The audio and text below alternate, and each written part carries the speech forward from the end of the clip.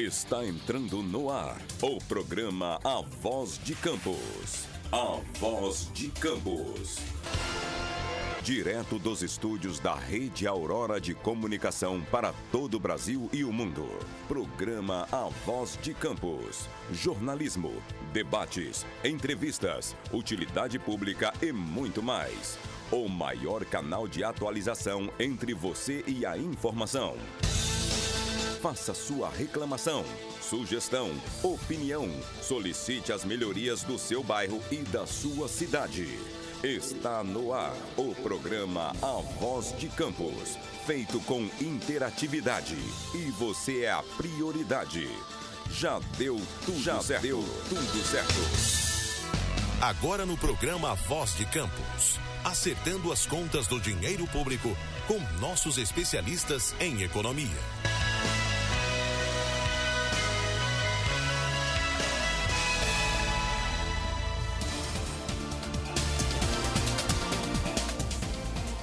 Bom dia! Está entrando no ar o programa Acertando as Contas com o Dinheiro Público. Hoje receberemos aqui o vereador Maicon... Não, pré-candidato a vereador e presidente do PCdoB Campos, Maicon Maciel. Maicon Maciel. Tá confundindo com outro Maicon aí, que é vereador. O pré-candidato a vereador Maicon Maciel. Vai ser aí uma promessa para as nossas eleições. Ele que já está chegando em nossos estúdios. E temos aí, a nível nacional, uma tragédia no Rio Grande do Sul, com quase 30 mil mortos até ontem. Nós queremos nos solidarizar com o povo gaúcho aí pelo sofrimento, por essa tragédia, por essa questão ambiental. Inclusive, hoje deve chover na Serra Gaúcha cerca de 93 milímetros, é a previsão da Defesa Civil. É uma coisa muito séria, é uma coisa muito complicada, então temos que tomar cuidado aí com a questão climática, porque as surpresas podem acontecer, surpresas desagradáveis. Inclusive, vamos agora às notícias. Aí, melhorou o áudio. As notícias do dia no jornal O Globo. Eu vou pedir depois que você coloque pra gente aí, meu amigo Derek, fotos do governador falando que vai atrasar salário do servidor público. A gente que quer fazer um comentário, vou pedir um comentário também ao nosso amigo Léo, para mostrar ao governador, porque é simplesmente perguntar para ele aonde que ele botou o dinheiro da SEDAI, Léo. Vendeu a SEDAI por bilhões. E aí, cadê? E o Estado está quebrado ainda. Ele disse que era para melhorar as contas públicas. E agora, e mais, ele deu prorrogação de isenções fiscais aos amigos empresários. Pois é, aqueles caras ligados à Firjan.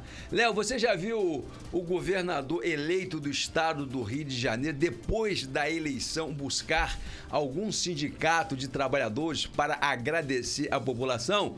Eu nunca vi, porque a primeira coisa que eles fazem é buscar o sindicato dos empresários, a Firjan, e da Firjan eles montam o gabinete de transição. Já reparou isso? É uma coisa muito interessante isso, né? Mas nós vamos comentar aí devagar para que os nossos ouvintes entendam o que está por trás dessa questão, e está usando, obviamente, o servidor público como elemento de chantagem para não pagar a dívida. Eu acho que tem que ser renegociada a dívida, a taxa de juros é alta, o Rio de Janeiro ele está com um problema sério, é um estado problemático, com uma segurança pública muito complicada, educação complicada, saúde, então tem que ter uma certa prudência na hora da negociação. Então vamos lá, matéria do jornal O Globo. Chuvas afeta barragens e Rio Grande do Sul manda evacuar áreas. Está aí uma coisa muito séria lá. Já são 29 mortos e 15 mil desalojados. Inundação ameaça Porto Alegre. Temos também: os prefeitos pagam assessores de senadores para liberar emendas. Rapaz, tá bonito demais. Prefeituras prefeituras do Piauí atendidas por emendas dos senadores Ciro Nogueira e Marcelo Castro, MDB, recorreram à consultoria em nome de assessores dos dois parlamentares para ajudar a liberar verbas. Foram 114 contratos para elaboração de projetos e assistência técnica com 51 cidades desde 2018. Eles renderam à empresa 9,5 milhões, informa Patrick Camporês. O assessor de Ciro deixou o Senado em 2023 e o de Castro foi exonerado na semana passada. Tá aí, essa turma do Centrão, eles me parece que tem uma goela larga demais, Léo. E temos mais, a alíquota do imposto após a reforma não vai superar a 30%, diz a Pia. A Pia é o mentor intelectual da reforma tributária. E tem mais, a despeito de arroxo, Milei tem aprovação de metade dos argentinos. Milei tá fazendo um arroxo lá, o povo tá passando fome e os argentinos ainda, metade deles apoiam Milei. Pois é, agora eu vou passar a palavra para o nosso amigo Léo fazer os comentários da semana e depois nós vamos fazer um comentário sobre o nosso querido governador Cláudio Castro. Vamos lá, meu amigo Léo, bom dia. Bom dia, meu amigo José Alves, bom dia, Derek, bom dia você que está nos assistindo pelo site, pelo Instagram da Rádio Aurora Play, pelo canal 171 do aplicativo Sou TV, pela TV da Infoline. Se você quiser receber o link do programa A Voz de Campos todas as sextas-feiras às 8 da manhã ao vivo, é só deixar o seu comentário aqui na transmissão. Começando pelas notícias internacionais, José Alves, essa semana a gente teve uma onda de protestos dos estudantes nas principais universidades dos Estados Unidos em apoio à população da Palestina e contra o massacre que o exército de Israel tem promovido na região. Outra notícia foi que o ex-presidente do Uruguai, Pepe Mujica, de 88 anos, que governou o país entre 2010 e 2015, ele revelou que ele está com um câncer no esôfago. Prontamente, o presidente do Brasil, Lula, prestou solidariedade à comunidade internacional, acompanha os desdobramentos do tratamento do Pepe Mujica.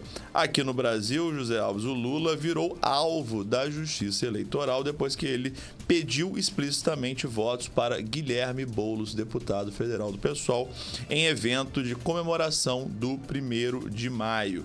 O vídeo foi apagado das redes oficiais do governo, mas o presidente se referiu ao deputado do PSOL como candidato, ao invés de pré-candidato a prefeito de São Paulo. A gente mesmo aqui tem recebido vários pré-candidatos a prefeito de Campos e temos que tomar esse cuidado. Às vezes a gente escorrega, né? Mas a gente não pode ainda se referir a eles como candidatos e eles também não podem apresentar propostas. E o Lula chamou Guilherme Boulos de candidato. A oposição prontamente chiou, foi reclamar, estão entrando com ações na Justiça Eleitoral, mas tem gente aí que está dizendo que até essa repercussão e essa reação da oposição tenha sido benéfica para o Guilherme Boulos, por teria furado a bolha de esquerda, né, e levado o Boulos a outras parcelas do eleitorado que ele ainda não era conhecido. Essa semana ainda, nesse mesmo evento, o Lula sancionou a extensão da faixa de isenção do imposto de renda para quem ganha até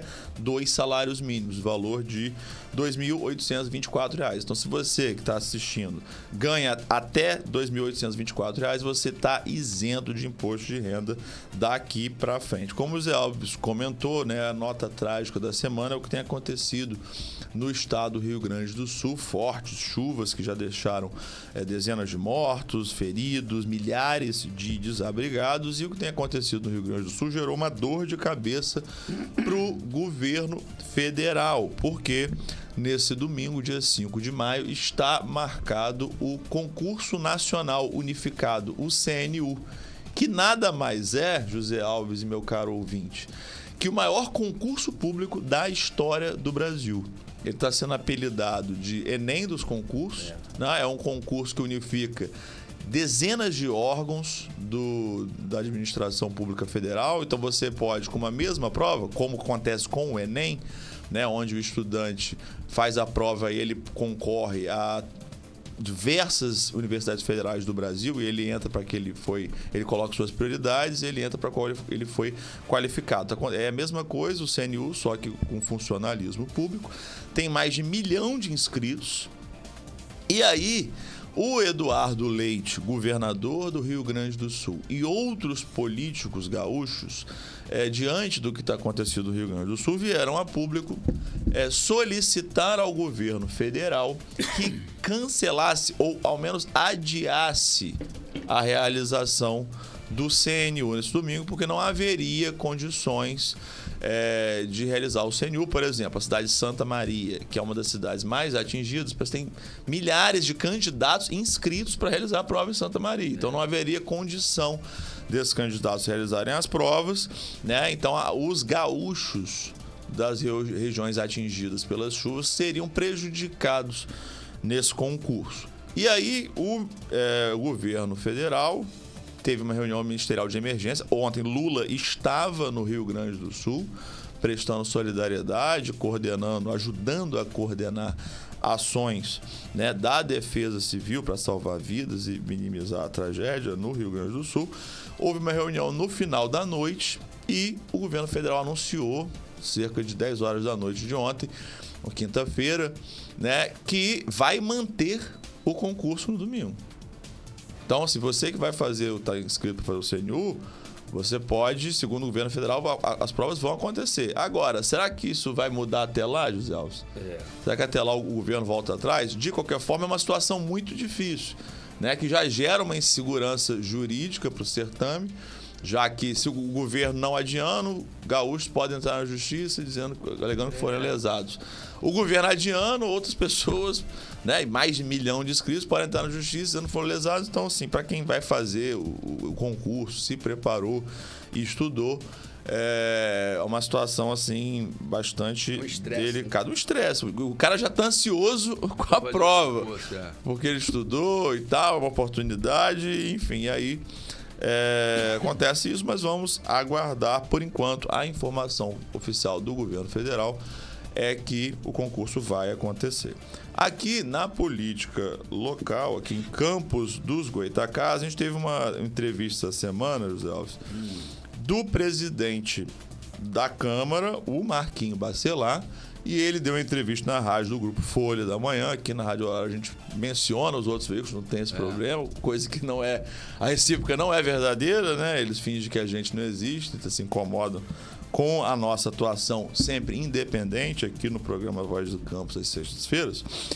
Mas em entrevista à rádio da Grupo Folha, o Marquinhos Bacelar afirmou o seguinte: ele afirmou que nós teremos segundo turno em Campos dos Goytacazes com ou sem Carla Bernardes como candidata a prefeito. Carla Bernardes não. Carla Bernardes. Carla Bernardes. Carla Machado. Carla Bernardes é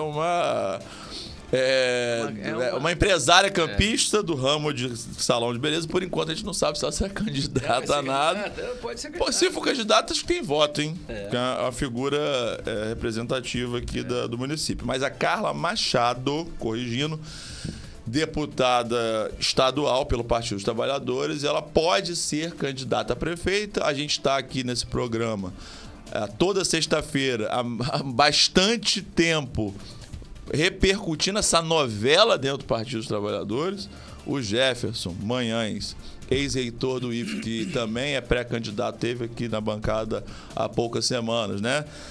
Também não sabe o que vai acontecer, cobrou uma definição do Partido dos Trabalhadores. Fica essa novela, mas o segundo, o Marquinho Bacelar, com Carla Machado ou sem Carla Machado, ele disse que vai ter segundo turno. Temos outros candidatos, já recebemos alguns aqui no programa Voz de Campos. Veio aqui o Clodomir Crespo, da Democracia Cristã, veio o Buchaú, do Partido Novo, recebemos o Magal, fizemos convites a outros candidatos, fizemos convite à delegada Madeleine Dickmann, que é ligada ao grupo da família Bacelar, foi lançada oficialmente como candidata num evento do União Brasil, né, pela família Bacelar, com a presença de todos, com o patriarca e todos os filhos, mas ela até agora não respondeu. Na verdade, ela não tem aparecido no debate público, né, Zé? Você tem visto a Madeleine dar entrevista em algum lugar? Ela falou sobre o Dia do Trabalhador aí. Falou? Fez uma... Mas ela deu entrevista ou ela fez um videozinho no Instagram dela? Um videozinho no Instagram dela. Tal. Mas acho que tem que debater com a sociedade. Se lógico. você se apresenta para ser candidato a alguma coisa, você tem que estar aberto a dialogar, não ir só na sua rede social e se manifestar, enfim, ou fazer igual o Instagram do Goitacás, que não bota... as redes são bloqueadas, né? Os caras falam um monte de besteira lá e ninguém pode comentar, ninguém pode reclamar. Enfim, vamos ver, né? Segundo o Marquinhos Bacelar, teremos segundo turno em Campos, ao contrário do que diz o prefeito Vladimir Garotinho, que acha que já ganhou a eleição. E aí uma outra notícia aqui em Campos do Goitacás, que é uma notícia positiva, Zé, é o seguinte: o Solar dos Airizes, tá? Que é uma construção histórica da nossa região, tombada pelo IPHAM, pelo Instituto de Patrimônio Histórico, tombada em 1930, uma construção do século XIX. Para você que não está reconhecendo, o Solar dos Airizes é aquele solar que tem ali no início da estrada, tá, para São João da Barra. Assim que você sai, passa ali pela UENF, você dobra, né? Aí à direita tem um palácio, né? Uma construção solar, mais precisamente, belíssima, mas como a gente vê há muitos anos, está degradada, está literalmente caindo aos pedaços, correndo o risco de cair. E aí, após a realização de uma licitação, a licitação foi concluída, o Raul, né, quem toma conta, quem é responsável legal pelo Solar dos Airizes é a Universidade UENF, Universidade Estadual do Norte Fluminense. O reitor, o ex-reitor, segundo, na verdade não existe ex-reitor, o eterno reitor, Raul, que veio aqui, né, no programa, falou sobre isso, teve uma polêmica na época envolvendo o Vladimir, mas enfim, a licitação andou, houve a assinatura da ordem de serviço, e aí a primeira medida que foi tomada foi o escoramento da construção. Então, uma notícia boa, né? Já que existia um risco de desabamento da construção, sendo patrimônio histórico, seria alguma perda irreversível, né? Teria que ser reconstruído. A gente teve agora o escoramento e as obras devem começar em breve, tá? Então, uma notícia boa aí para a população campista. A gente está aqui com o Sandro Baltazar nos assistindo. Bom dia, Sandro. Bom dia. Abraço. Meu amigo Sandro, a gente está aqui aguardando a chegada do Maico Maciel, mas se você quiser deixar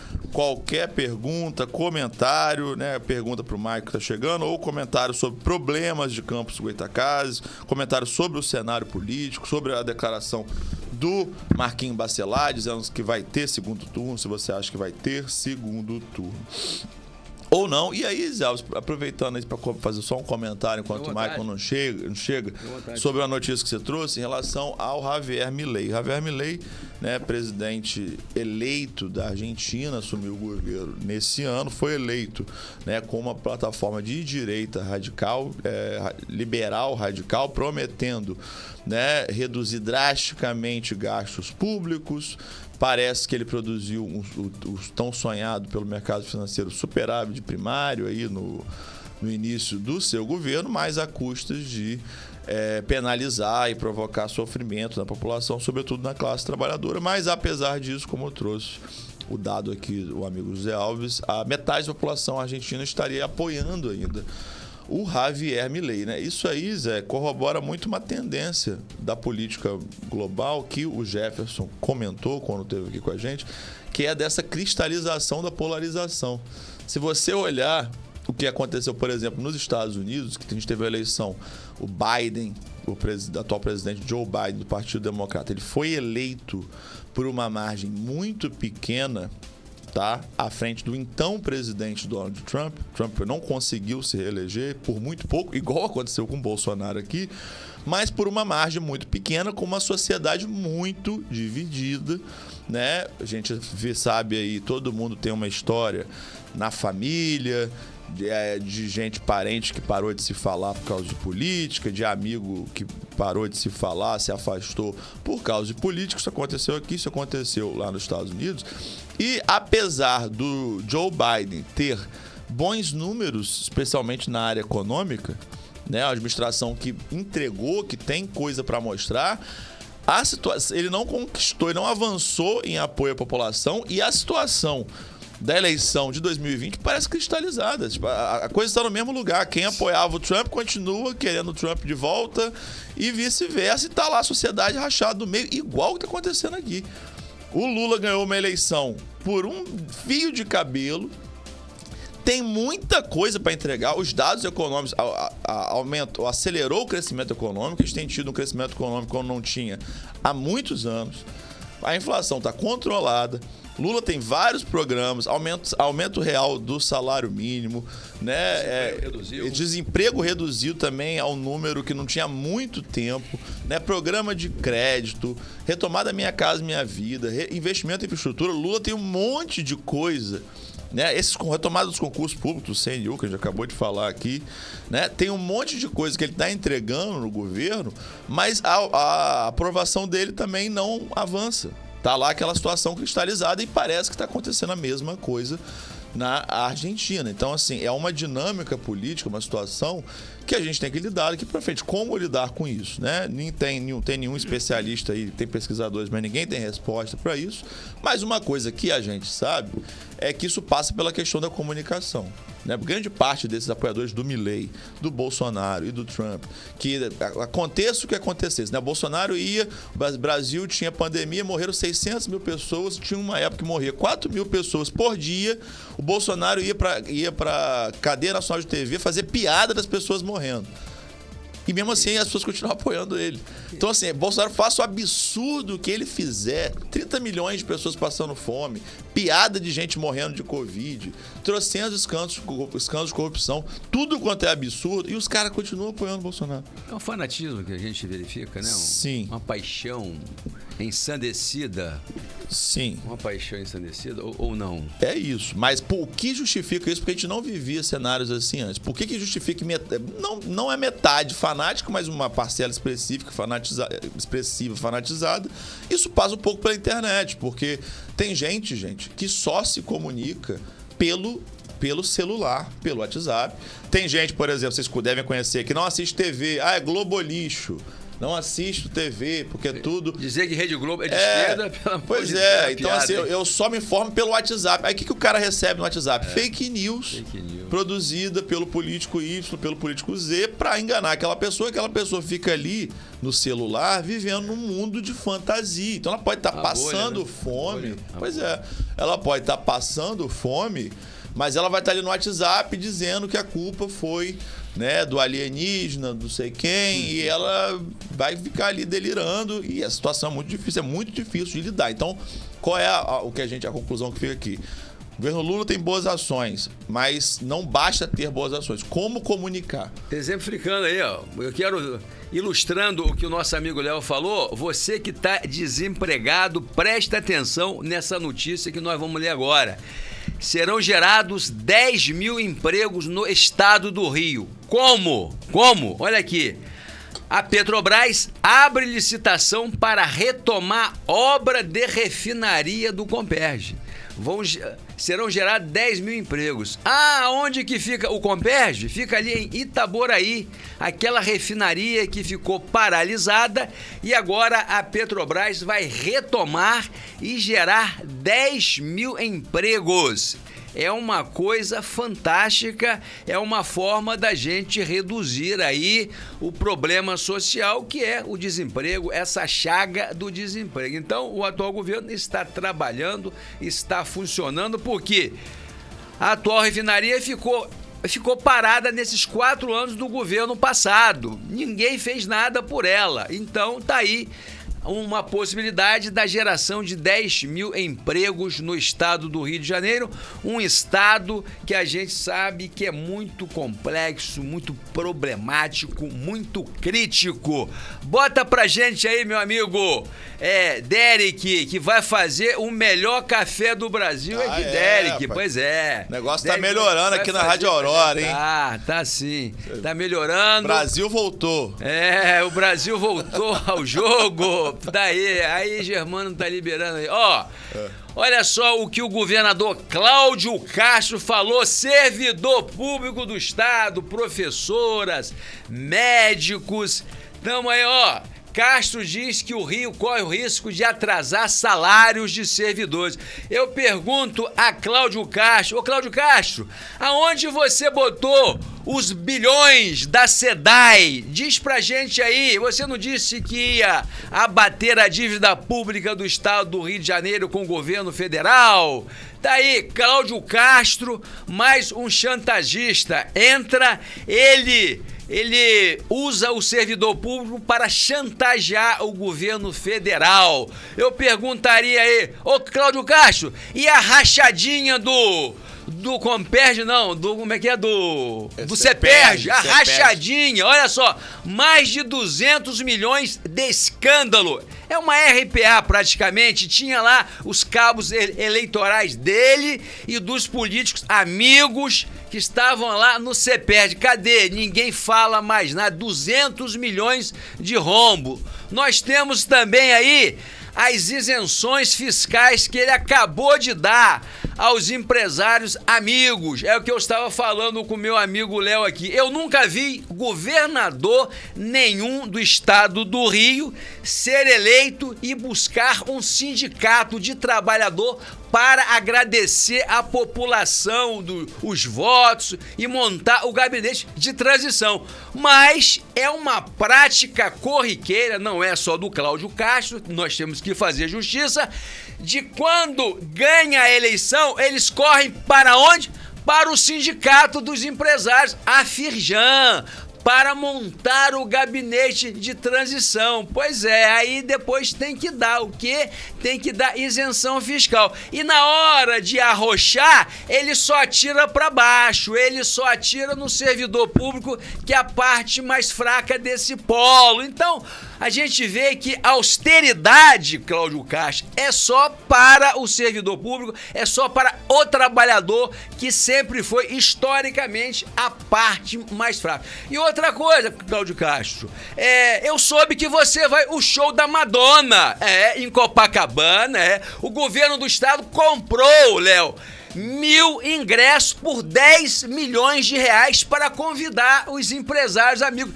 10 milhões, pessoal, para o show. Mas para o show ingresso, de Madonna. mas o show não é de graça na praça, gente? De graça? Na praia, quer dizer, para todo mundo? De graça, ele deu 10 milhões garantindo 1.000 lugares. 10 milhões, o governo do estado. Deu com qual dinheiro, pessoal? Com dinheiro dos nossos impostos. Cláudio Castro. E no carnaval, nós sabemos muito bem, no camarote dele, ele gastou 3 milhões de reais na farrinha carnavalesca. Pois é, aí depois ele fica ameaçando, vamos atrasar salário do servidor. Não vai atrasar. Isso aí é um elemento de chantagem que ele está usando o servidor como massa de manobra para fazer charminho, para fazer ondinha, para não pagar a dívida. Eu acho que a dívida ela tem que ser renegociada sim, governador. Concordo, a taxa de juros é alta, sim, mas você apoiou quando o governo passado de Bolsonaro reduziu o ICMS do estado do Rio de Janeiro. Poxa, para aí. Se o Estado está em recuperação fiscal, se o Estado não pode aumentar a despesa, ele também não pode perder receita. Ele também não pode perder receita. E o senhor era candidato em 2022, o senhor acatou. Agora vem de onda para dizer que o culpado disso é o servidor.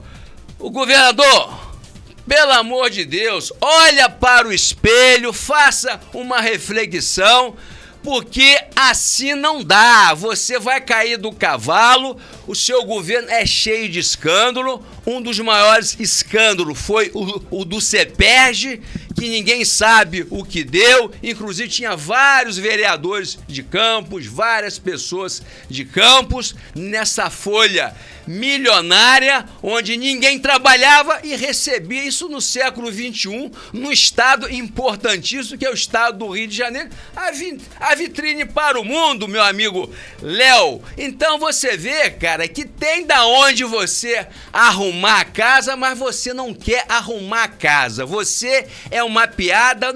Eu não sei nem o que você tá fazendo aí, porque capacidade nenhuma você tem de ser governador.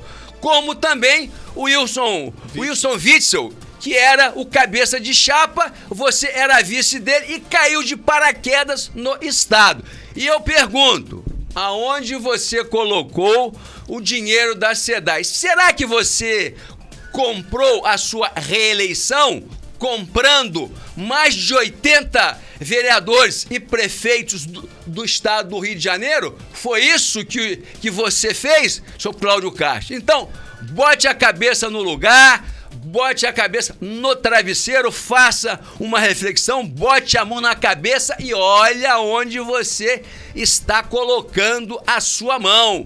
Não mexa com o trabalhador, porque esta é a parte fraca. É simples você mexer com ele. Eu quero ver você reduzir, tirar a isenção fiscal dos seus amigos empresários que você abriu a boca do caixa do Estado para dar benesses fiscais aos empresários ineficientes do estado do Rio de Janeiro. Porque, Léo, a gente vive um liberalismo tupiniquim. Pois é, esses caras defendem a economia de mercado, o capitalismo, mas na hora do jogo pegar, o primeiro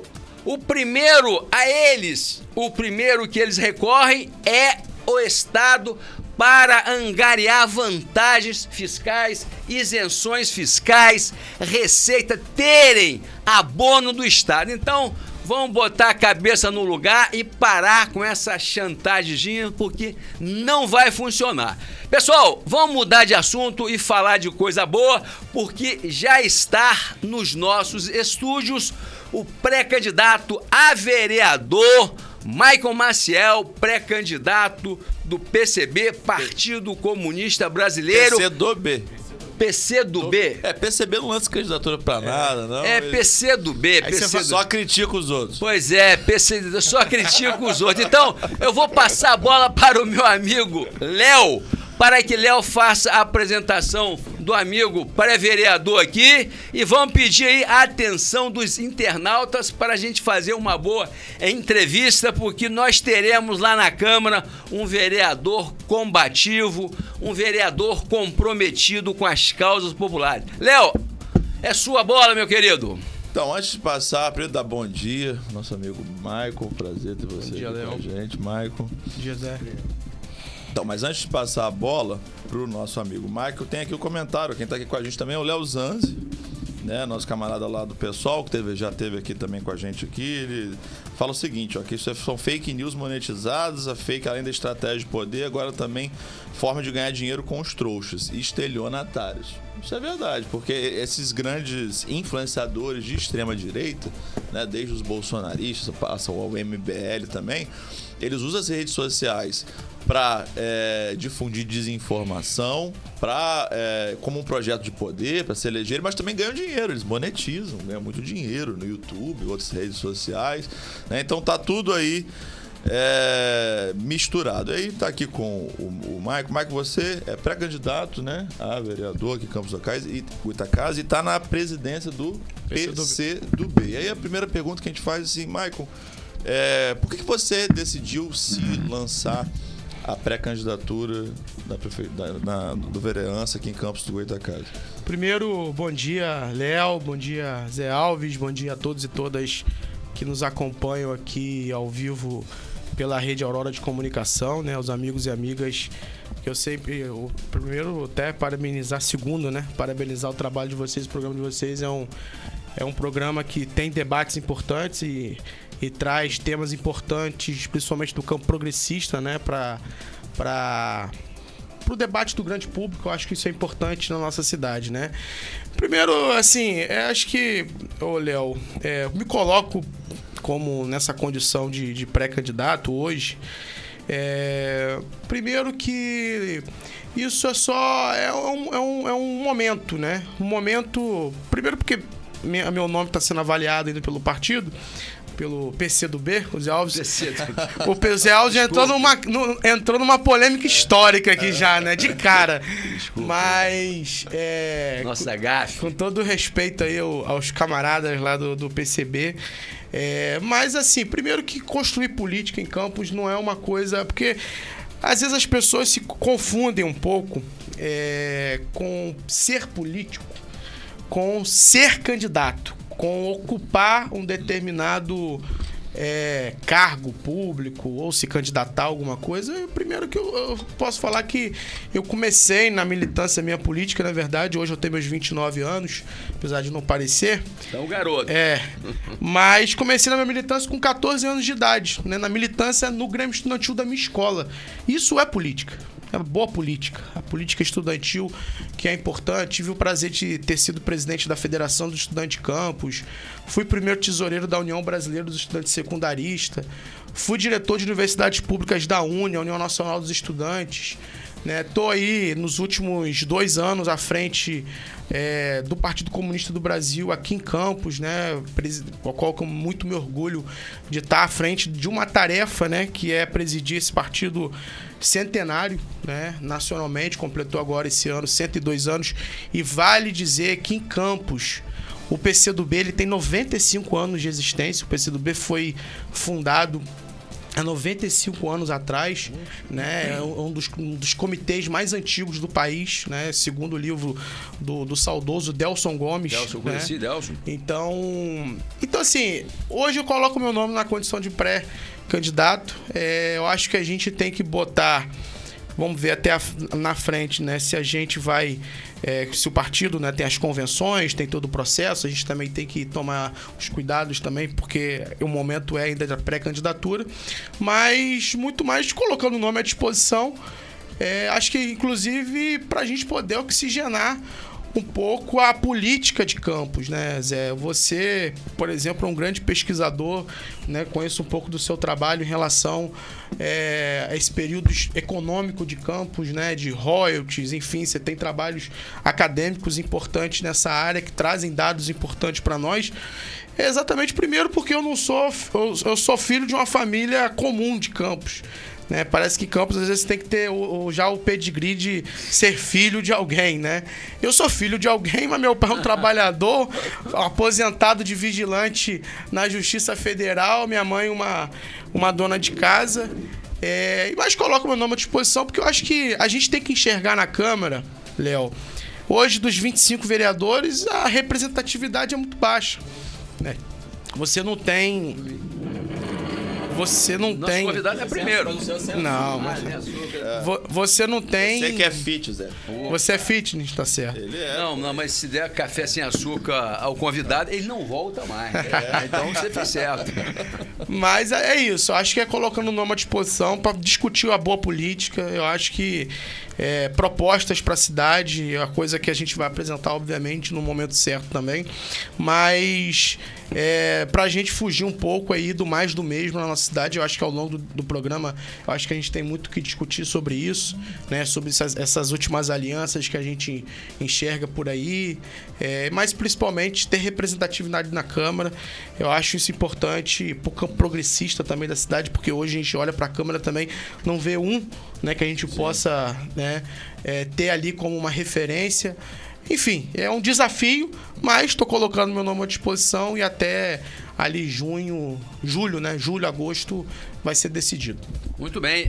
Eu perguntaria a você como que é ser candidato do campo, né, progressista no município de Campos, uma cidade onde a gente sabe que tem um conservadorismo muito grande, numa conjuntura em que a gente vive uma polarização entre extrema-direita, esquerda, existe essa polêmica. Então, como que é ser candidato representando o Partido Comunista Brasileiro, onde, né, de certa forma, eles usam, né, esse fantasma do comunismo, é o pessoal que vê comunista até debaixo da cama. Como que você está sentindo e como que você é recebido, meu amigo Maio? Primeiro, Zé, eu acho que é o seguinte, Lula teve em Campos 100 mil votos.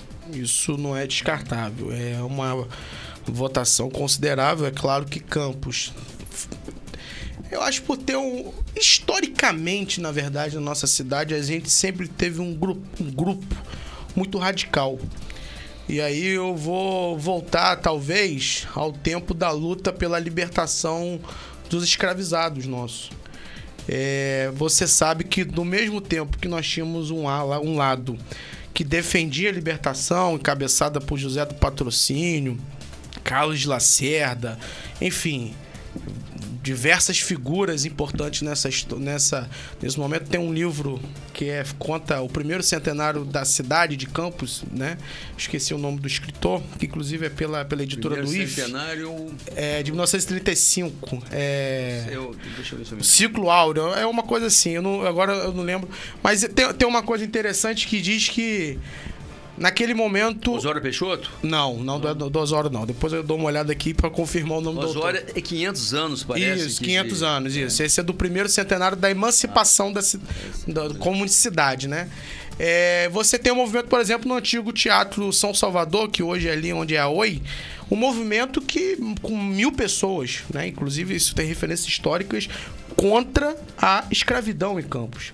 Por que eu estou retornando isso? Mas, ao mesmo tempo, nós tínhamos o Congresso dos Produtores de Açúcar, né? Que era exatamente contrário, radicalmente conservador a isso. E no final das contas, a história, a gente sabe quem venceu esse momento. Então, Campos, historicamente, ela tem essa peculiaridade, né? Só que eu também enxergo ao mesmo tempo, Zé, esse voto conservador que a gente acha que tem um grupo, que é claro que não é pequeno, não estou também dizendo isso porque é um grupo grande, mas um grupo que não é tão grande também como eles tentam colocar, mas que é muito barulhento. Se você for pegar o próprio resultado das eleições de 2022, Bolsonaro ganhou nas zonas, né, nas seções, nas áreas da cidade que a gente sabe que tem, que são mais assistidas com programas sociais, por exemplo, né, áreas de maior vulnerabilidade social. O que explica isso? Exatamente explica, e aí eu vou dar um exemplo. Pessoas... Você sabe que em campanha eleitoral sempre começa um terrorismo, né? Para as pessoas, principalmente as pessoas que precisam de programas sociais. Olha, se fulano ganhar, vai acabar. Vai terminar isso, vai acabar isso. Você pega isso como exemplo. Esse terrorismo faz as pessoas que recebem esse tipo de recurso... Não, se eu trocar, tá ruim aqui, mas se eu trocar, eu vou perder esse benefício, vai ficar mais difícil para mim, por exemplo. Né? E você tem, por exemplo, eu acho que um ponto importante nisso. Você tem o prefeito de Campos na véspera ali do segundo turno fazendo uma carreata junto com o governador, né, nessas áreas. O Vladimir botou o 22 com Flávio Bolsonaro e companhia e fez uma carreata. Então, assim, e esse voto? Ele tá perdido? Dá pra dizer que ele é da extrema direita e não tem como conquistar? Eu digo pra você que sim. Né? Acredito que sim, porque são pessoas que aí vem o nosso trabalho desse campo dito progressista, um campo que quer avançar nas políticas sociais, quer avançar nas pautas econômicas do município, que tem muitas críticas, né, a como a coisa toda em Campos é construída, não só de hoje, mas de décadas, enfim, de chegar nessas pessoas. Como que a gente chega nessas pessoas? Hoje, por exemplo, eu tenho muito orgulho que nós temos hoje um trabalho de base do partido muito forte nos bairros, na Penha, em Goitacazes, em Guarulhos, em algumas áreas de Guarulhos, ali no Lebré, no Parque Guarulhos. Trabalho de base. Você chega lá como? falando, pô, toma aqui o capital, lê ele todo e vamos. Não, você não faz isso. É discutindo política real das pessoas. Eu, por exemplo, para chegar aqui, passei um sufoco, porque não tem ônibus em Goytacazes. Eu moro em Goytacazes. Eu tive que. Não tinha Uber também, não consegui. Tive que pegar uma van, descer no caminho para pegar uma moto para chegar até aqui, porque, enfim. Então, assim, como é que você chega com essas pessoas? Como é que você chega no público? Como é que você chega diferente do que pensam, a gente não tem tido até agora. Talvez a gente está trabalhando certo, eu acredito que sim, né? A gente tem tido muita tranquilidade chegando nas pessoas, porque o que a gente quer é uma vida melhor para as pessoas. Ponto. Essa é a nossa construção. Não é, toma aqui o capital, eu sei, você não sabe, porque eu faço universidade e você não terminou o ensino médio. Não é isso. A construção não é dessa forma. Eu acho que a gente tem conseguido avançar, pelo menos, dadas as nossas limitações, é claro, conseguimos avançar nisso. Mas aí chega um momento de que a gente também tem que ocupar esse espaço de poder. Porque também a gente só consegue fazer as transformações em espaço de poder, colocando opinião, né, de fato, de dentro, né, que a gente consegue fazer as transformações que a gente quer. Léo, e aí?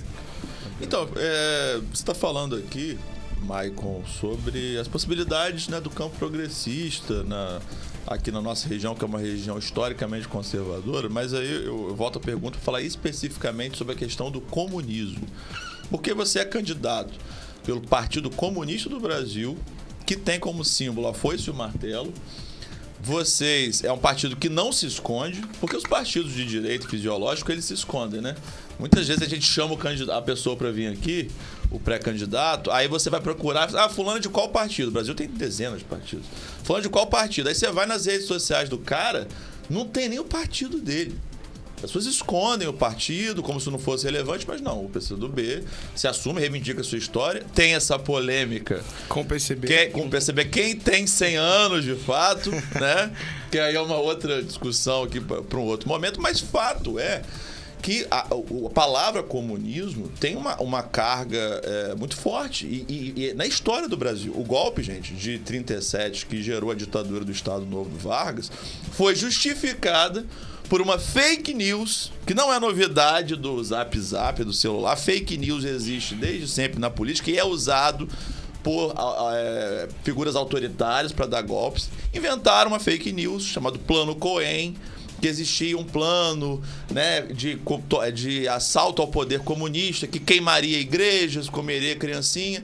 Getúlio Vargas usou essa fake news, escrito por um fascista, um integralista. O cara foi lá, deu um golpe, ficou lá, 15 anos no poder. Depois de 64 foi a mesma história. O AI-1, o Ato Institucional número 1, ele fala lá que é para impedir a bolchevização do país, que o Brasil estava no eminente risco de uma ditadura comunista. Os caras ficaram 21 anos no poder, caçaram dezenas de milhares de políticos, prenderam dezenas de milhares de pessoas, torturaram dezenas de milhares de pessoas, mataram centenas de pessoas e queimaram um monte de corpo aqui na usina Cambaíba. Tudo justificado pelo espantalho do comunismo. E o bolsonarismo está aí usando isso. Para Bolsonaro e para os seus militantes radicais, eu não estou falando que todo mundo que votou em Bolsonaro, mas quem é bolsonarista radical, todo mundo que não é bolsonarista é comunista. O cara que tá com o Bolsonaro hoje, se ele, né, não beija a mão do mito, no dia seguinte ele é traidor e comunista. Aí eu faço duas perguntas para você, né? Primeiro, como tem sido, você tá na rua, a gente tá acompanhando pelas suas redes, você tá na rua aí, fazendo campanha, como tem que ser feito, né? Dialogando com a população e sem esconder o seu partido. Como tem sido essa questão de você fazer parte do Partido Comunista, como a população tem recebido isso? E a outra pergunta que eu faço é a seguinte: o que significa de fato ser comunista hoje? Porque você tem a ideia histórica, né, do comunismo, que é muito ligada ao marxismo-leninismo do século XX, que é essa ideia de um partido de vanguarda que vai conduzir uma revolução e a tomada do meio de produção pela classe trabalhadora. Um Estado ou uma ditadura do proletariado, o que for. Mas você tem a visão da extrema-direita, que é um espantalho por qualquer coisa que não seja ela. né? Vai queimar, comunista vai queimar a igreja, come criancinha, vai tomar a sua casa. Então, primeiro, como tem sido fazer campanha como comunista? Você tem tido rejeição, as pessoas estão recebido, ou se tem simpatizantes mais do que a gente imagina também. E o que significa ser comunista no Brasil hoje, de 2024? Não, primeiro quem toma casa é banco. Pois é. Não, e quem toma casa é banco, você me fez lembrar de um fato. Só para ajudar você. Olha, pessoal, dizem que lá em 1990, né, em 89, quando Fernando Collor foi candidato, Lula, Maluf, Caiado, o Brizola, Ulisses Guimarães, o Quércia, o Collor acusava Lula de comunista, dizendo que Lula ia tomar a poupança da população, ia confiscar a poupança. Lula, esse aí, tal, aquela coisa toda. Chegou no poder o bolsonarista Fernando Collor de Mello, de extrema direita, que todo mundo sabe que é, ele que confiscou a poupança do povo brasileiro. Não foram os comunistas do Brasil que confiscaram a poupança do povo brasileiro. Historicamente, foi a direita, a extrema direita. É mentira? Tá aí. É mentira? Então usa isso aí, porque isso aí é um fato concreto materializado. A extrema direita, a direita, foi que tomou a poupança do povo brasileiro. Não foram os comunistas. Não, assim, vamos lá. Essa aí, acho que é mentira, não? O Léo pediu pra eu responder uma pergunta assim, fazer um condensado. Eu vou tentar só ilustrar você aí. Mas não, é verdade. Isso aí é a história. Pode ser por partes que eles têm bastante tempo. É a história. Algum caso que o comunismo tomou a casa de alguém, a poupança de alguém? Eu desconheço. Pelo que me consta, foi... Não, mas acho que é bom esclarecer. Eu sei que, primeiro que... né, você tem as leituras clássicas, né, como o Léo falou, o marxismo, o leninismo, né, tem as polêmicas históricas, enfim. Mas primeiro que nós entendemos, nós do Partido Comunista do Brasil, que na verdade a construção nossa é a construção do socialismo. A gente sabe que como marxistas, materialistas que nós somos, a sociedade comunista, ela na verdade existe até um equívoco, né? Porque nenhum país é ou foi comunista. Porque na literatura, na verdade, isso é um outro processo que nenhuma nação, até porque você tem a abolição do Estado completo, nenhuma nação, nem a Coreia do Norte nem a... Tem gente ainda que está na época da União Soviética, tá? Mas a União Soviética, quando existiu, não foi comunista, ela foi socialista. A China, eu acho que hoje, se falar o comunismo deu errado, bem, a China está aí dando certo, e com todas as polêmicas que possa ter, mas é um país gerido pelo Estado socialista, né? Da orientação marxista. Eu acho primeiro colocar assim, hoje, né, a direita ela sempre ela sempre utiliza, né, desse tipo de fake news. Isso é histórico, enfim. Acho que quando você quer perseguir um determinado grupo, você vai criar mentiras exatamente para tentar desumanizar ele o máximo possível, porque fica mais fácil para você combatê-lo. Inclusive, né, quando Hitler, né, assume o poder, um dos grupos perseguidos foram os comunistas alemães, né, que muitos foram mortos, enfim, junto com o povo judeu, com o povo eslavo, enfim, quem estudou um pouquinho sabe disso, que não foi só o povo judeu que foi perseguido naquele momento. Acho que na verdade, qualquer intelectual que pensasse um pouco diferente, a Thomas Mann, um dos maiores escritores da literatura alemã, que, não dava nem pra dizer que o cara era comunista, mas teve que se refugiar, tem livros belíssimos, enfim, na sua produção. Então, eu acho que isso é uma polêmica. Eu acho que o que a gente entende hoje aqui no Brasil, respondendo no início da pergunta, a nossa defesa é a construção de um programa nacional de desenvolvimento.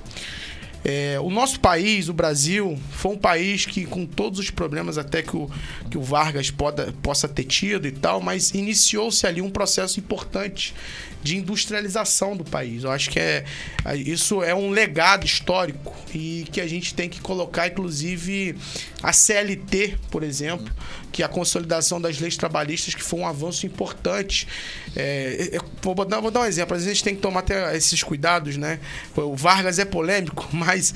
Porque é o seguinte, uma vez eu vi uma entrevista do ministro que foi ministro, do Paulo Guedes, que foi ministro do Bolsonaro, né, falando assim, viu aí, ó, os caras ficam defendendo a tal da SLT, mas a SLT foi da época do Vargas, não sei o que lá, esses cuidados que a gente tem, que a SLT é um negócio importante e tal. Mas assim, hoje a principal questão nossa é essa construção nacional de desenvolvimento.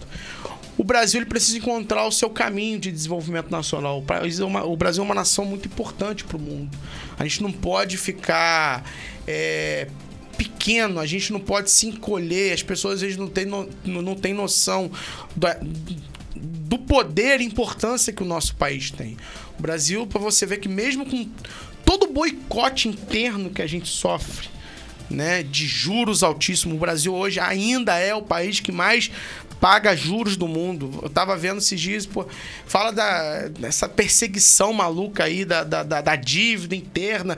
O Japão deve muito mais do que a gente, Estados Unidos, enfim, países ditos desenvolvidos devem, né, proporcionalmente muito mais, né, a porcentagem do seu PIB do que a gente. Mas você tem um eterno boicote, né, ao desenvolvimento do país. E o que é esse desenvolvimento que a gente defende? Hoje é a reindustrialização do país, né? O poder, mesmo a gente vê no Jornal Nacional, o Brasil bateu recorde do PIB, etc. Mas, infelizmente, a participação da indústria é cada vez menor dentro desse PIB. E isso é preocupante. O povo, né, não come PIB.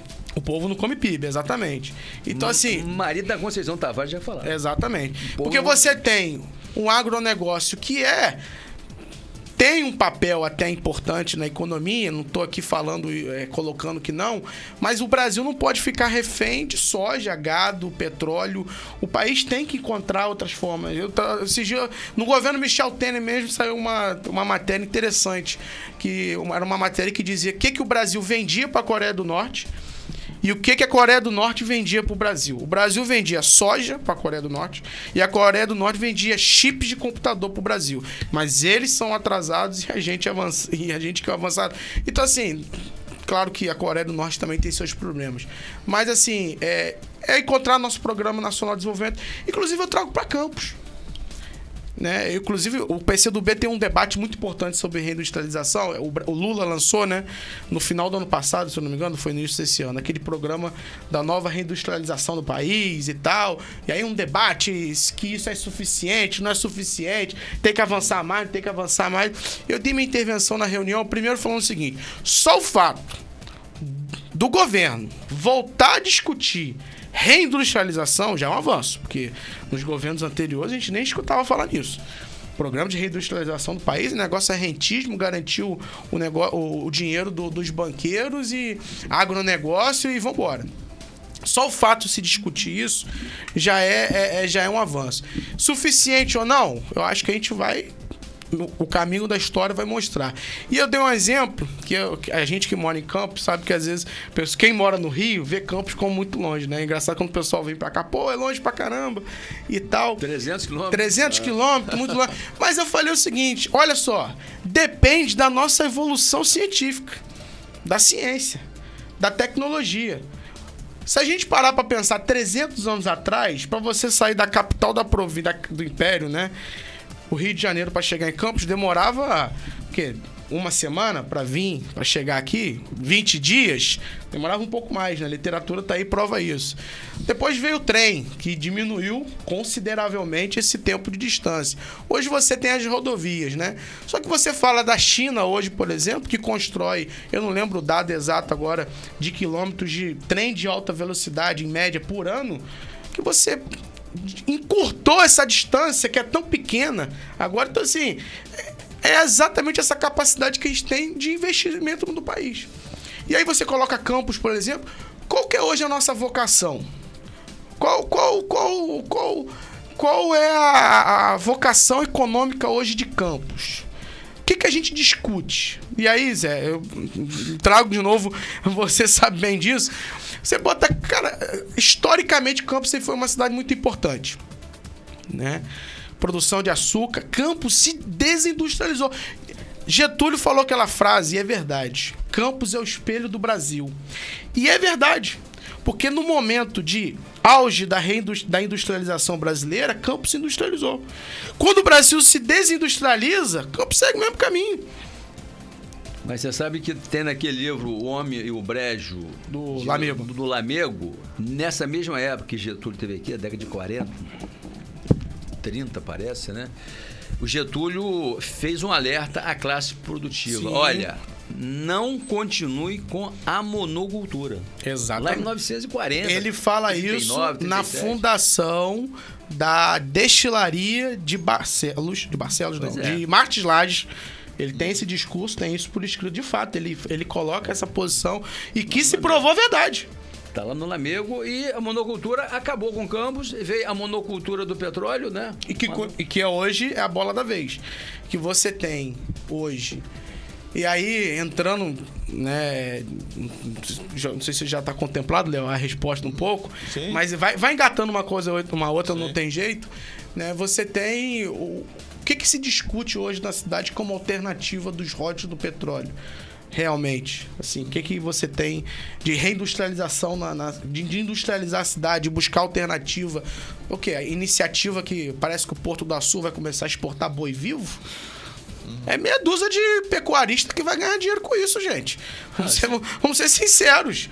Sim. Quantos empregos que isso gera? Então, assim, isso não é alternativa econômica para a cidade.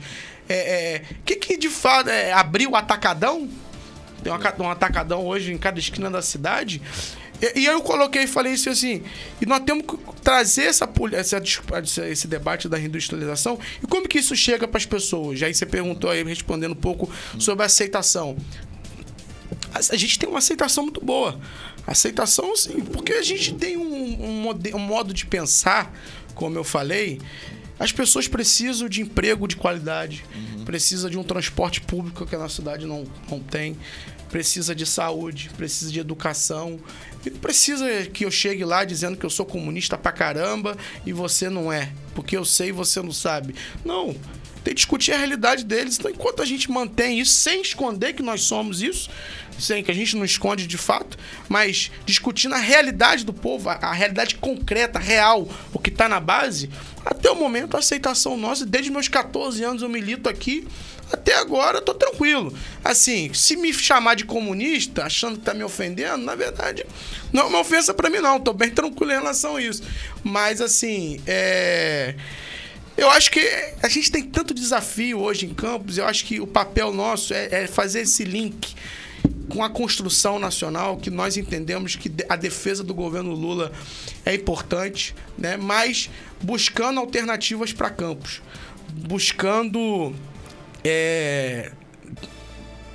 construindo, na verdade. Eu acho que demonstrar isso é importante, é construir uma nova Campos. E aí, vou dar esse exemplo, né? O mais recente. Você tem lá, vamos lá, acho que isso é importante falar. Campos recebe royalties há uns 20 e poucos anos, né, Zé? Mais ou menos. Desde 1999, 99, né? Quando tem Fernando Henrique Cardoso acaba com o monopólio da Petrobras, então, bum, né? E quem era prefeito de Campos? Arnaldo França Viana. Certo? Arnaldo França Viana. Se a gente for olhar a história, a gente viu essa emblemática foto agora, nos últimos dias, de Garotinho e Arnaldo Viana juntos, né? Tomando um café, confraternizando, como se nada tivesse acontecido nos últimos 20 anos. Mas vamos lá. Onde que eu quero chegar com isso? Quando Campos começa a ter o boom do petróleo, quem era prefeito? Arnaldo França Viana. Ele indica depois, posteriormente, ele rompe com o Garotinho, ele indica depois para ser prefeito Carlos Alberto Campista, é eleito, é cassado, depois quem assume? Mocaibe, que era presidente da Câmara, depois é eleito, tem aquela confusão toda, do mesmo grupo do Arnaldo. é caçado, depois volta, é preso, depois volta, aquele negócio todo, avião da Polícia Federal na cidade, ninguém sabe quem era o prefeito, aquela confusão. Ele sai. Quem assume? Quem é eleita? Rosinha Garotinho, esposa do ex-governador Antony Garotinho. Faz 8 anos de mandato, com royalties lá no alto. Nós temos aí um ponto fora da curva, entre aspas, que depois, em 2016, é a eleição de Rafael Diniz para prefeito de Campos. Eu vou entender minha linha de raciocínio. E hoje, o prefeito de Campos é Vladimir Garotinho, filho de Rosinha, filho de Garotinho. E aí você tem a aliança Caio, filho do Arnaldo. Na verdade, essas duas famílias, eles tentam vender que é uma aliança pela paz. Mas, na verdade, ô Zé, é a aliança do atraso. Porque essas duas famílias, elas deram a política econômica, social de Campos nessas 2 décadas, pouco mais de 2 décadas, que Campos recebe os recursos do royalties. E olha onde a nossa cidade está. Não tem um sistema de transporte público. Não existe. Não existe. Ele acabou. Não existe. O sistema de van, isso é uma piada. Eu não tô falando nem só do Vladimir, não. Porque, na minha avaliação, ele é até um incompetente mesmo, porque ele não consegue nem entregar algo diferente.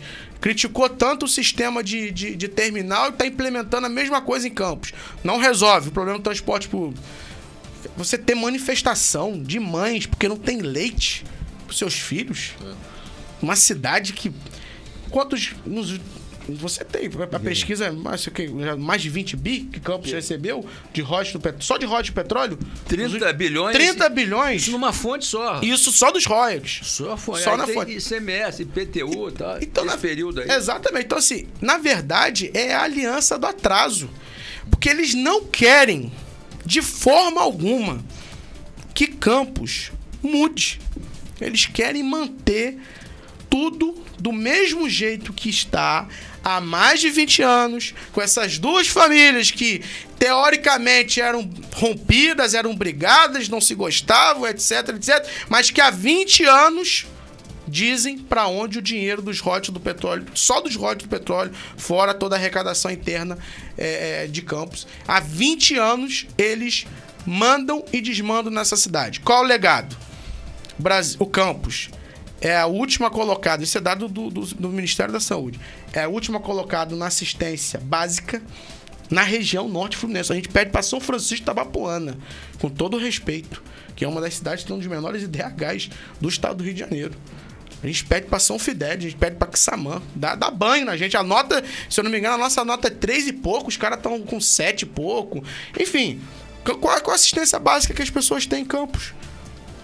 Então, assim... Metade da população de Campos está no Cade Único. Na verdade, a união desses dois grupos não foi pela paz. É a união do medo.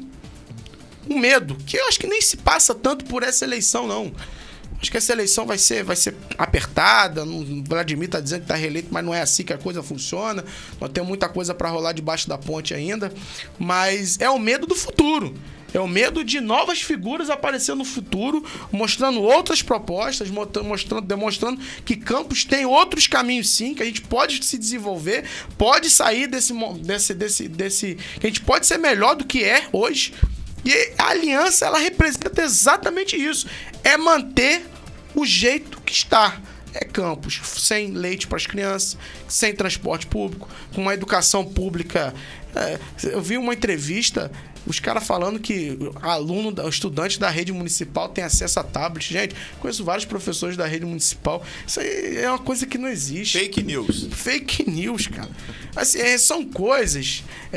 Campos não paga nem direito do seu funcionalismo público, não respeita. Então, assim, você vê o Vladimir agora mesmo, essa semana, soltou uma pérola de comemorar que ele foi obrigado pela justiça a pagar os aposentados lá, a porcentagem lá do Vale Alimentação de R$200 aos servidores, né, que são hoje aposentados, ele comemorar isso. Então, assim, eu nunca vi um prefeito comemorar, não foi aquele que fez, não, é porque a justiça tá me obrigando, mas mesmo assim, né, eu vou dizer que eu que tô fazendo. Porque ele é bom de marketing, isso é verdade, ele é muito bom de marketing, mas toda mentira, ele tem até um momento, nem tudo, ela não vai se sustentar para a vida inteira.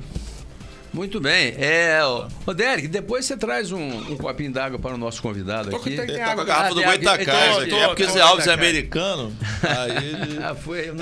Eu não entendi. É isso aí. Mas, meu amigo Maicon, você falou sobre a exportação de boi vivo, né, de boi em pé, pelo Porto do Açu, e falou sobre a questão da reindustrialização de Campos. Eu acho que era uma grande oportunidade para a gente começar a reindustrializar o município de Campos, fazendo frigorífico e pegando essa matéria-prima, o boi, né, industrializando, agregando valor e ganhando muito mais dinheiro. Então você vê que a classe produtiva, ela está desfocada, ela não está aí. É o que o Zé Luiz Viana teve aqui e falou, essa ação de exportar boi em pé, boi vivo, né, essa aí você remonta, você volta lá no Brasil Império, lá no século XIX.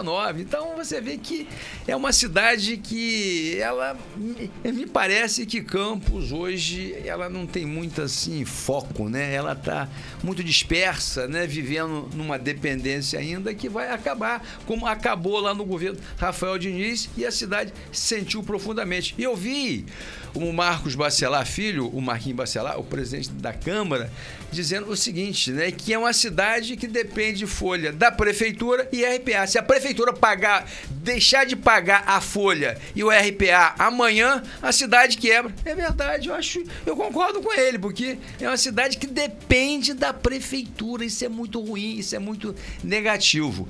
Agora, eu queria fazer a seguinte pergunta.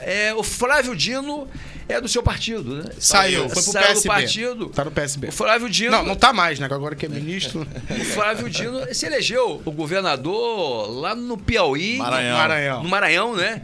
Que supõe que seja uma sociedade bastante conservadora. Como que você vê isso, essa contradição lá no Maranhão? Na verdade, lá no Maranhão tem um pouco disso, né? Esse controle familiar lá da família. Sarney, né? Terra do Sarney, exatamente. Então, assim, tinha um pouco isso, e você tem ali anos, décadas de exploração desses mesmos grupos. Isso é que eu tô falando, né? Chega um momento que as pessoas, mesmo com toda tentativa de maquiar as coisas, de controlar, né? Mas chega um momento que as pessoas, elas cansam disso.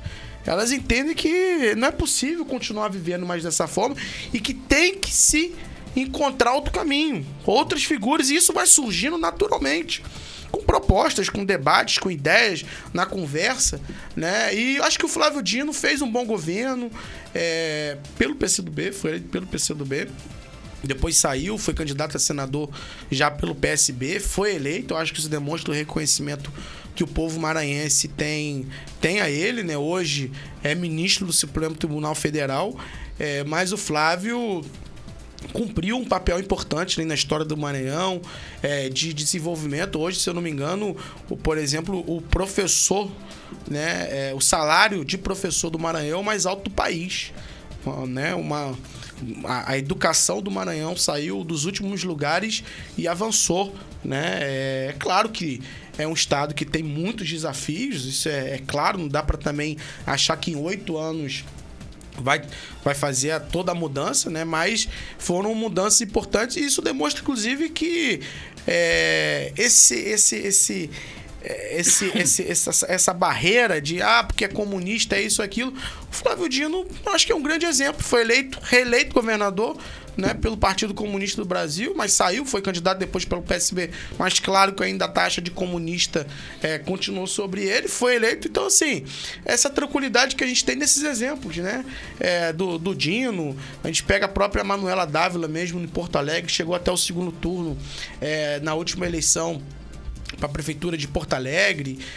Você tem, hoje o PCdoB tem deputados federais importantes, né? Você tem a Jandira Fegali aqui no Rio de Janeiro, que é uma referência, né? É uma referência, uma deputada que tem uma referência. Eu tenho muito orgulho de, inclusive, representar aqui o mandato dela aqui em Campos.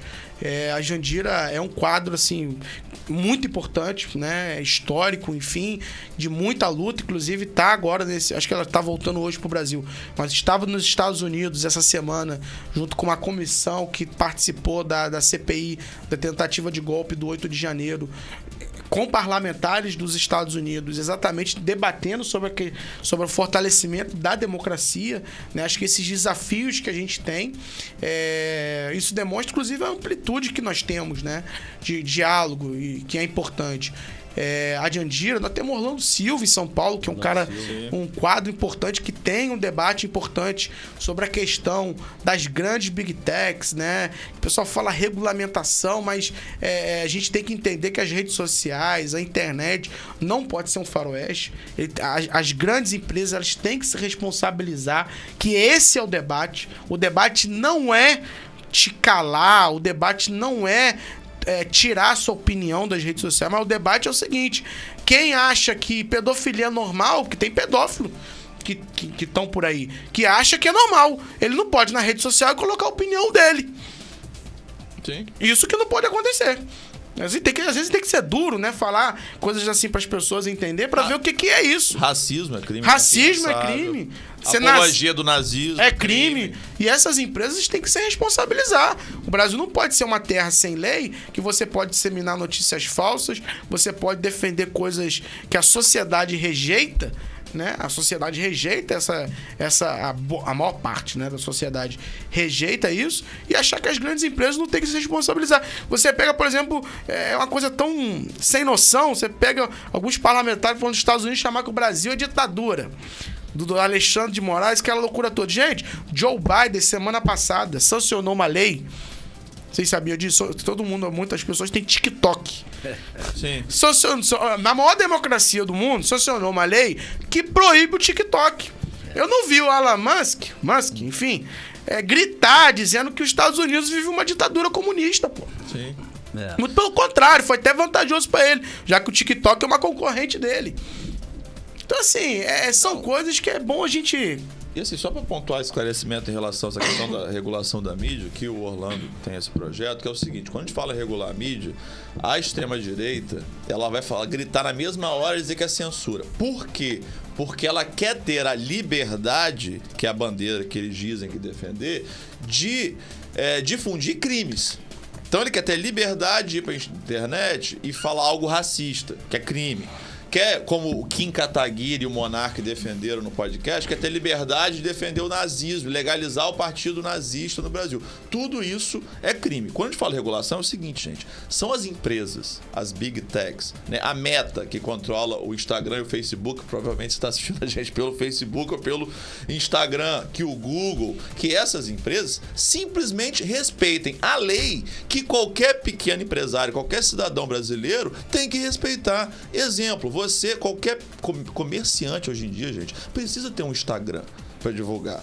Eu vou começar a fazer bolo. Eu trabalho com marketing, eu lido com isso todo dia. Eu vou fazer bolo caseiro, né? Minha amiga Fabíola tá aqui nos assistindo, faz lá os alimentos fit dela, biscoito integral, bolo integral. A Fabíola estava conversando um dia desses, quer vender o bolo integral dela no Instagram.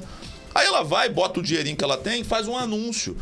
O Instagram não respeita a lei de nada. Ela vai lá, a conta dela tem um problema, aí ela não tem com quem falar, não tem atendimento, aí chegam do nada e cancelam a sua conta. Fizeram isso comigo. Eu tinha uma conta, tenho uma conta no Instagram, aliás, aproveita e sigam a gente, né? Leo.puglia no Instagram. Eu tinha uma conta com, sei lá, 2.000 e tantos seguidores, que demorei anos para construir. Hoje em dia você não consegue mais. De repente, eu acordei um dia e recebi um e-mail da Meta: a sua conta no Instagram e no Facebook foram banidas para sempre. Opa! Qual motivo? Não interessa. Pode recorrer? Não. Você não tem... Opa! A democracia aí. Que isso? Isso não existe. Isso é totalmente ilegal. Sabe o que eu tive que fazer? Eu tive que contratar uma advogada para entrar na justiça. Sabe para quê? Para fazer valer o meu direito.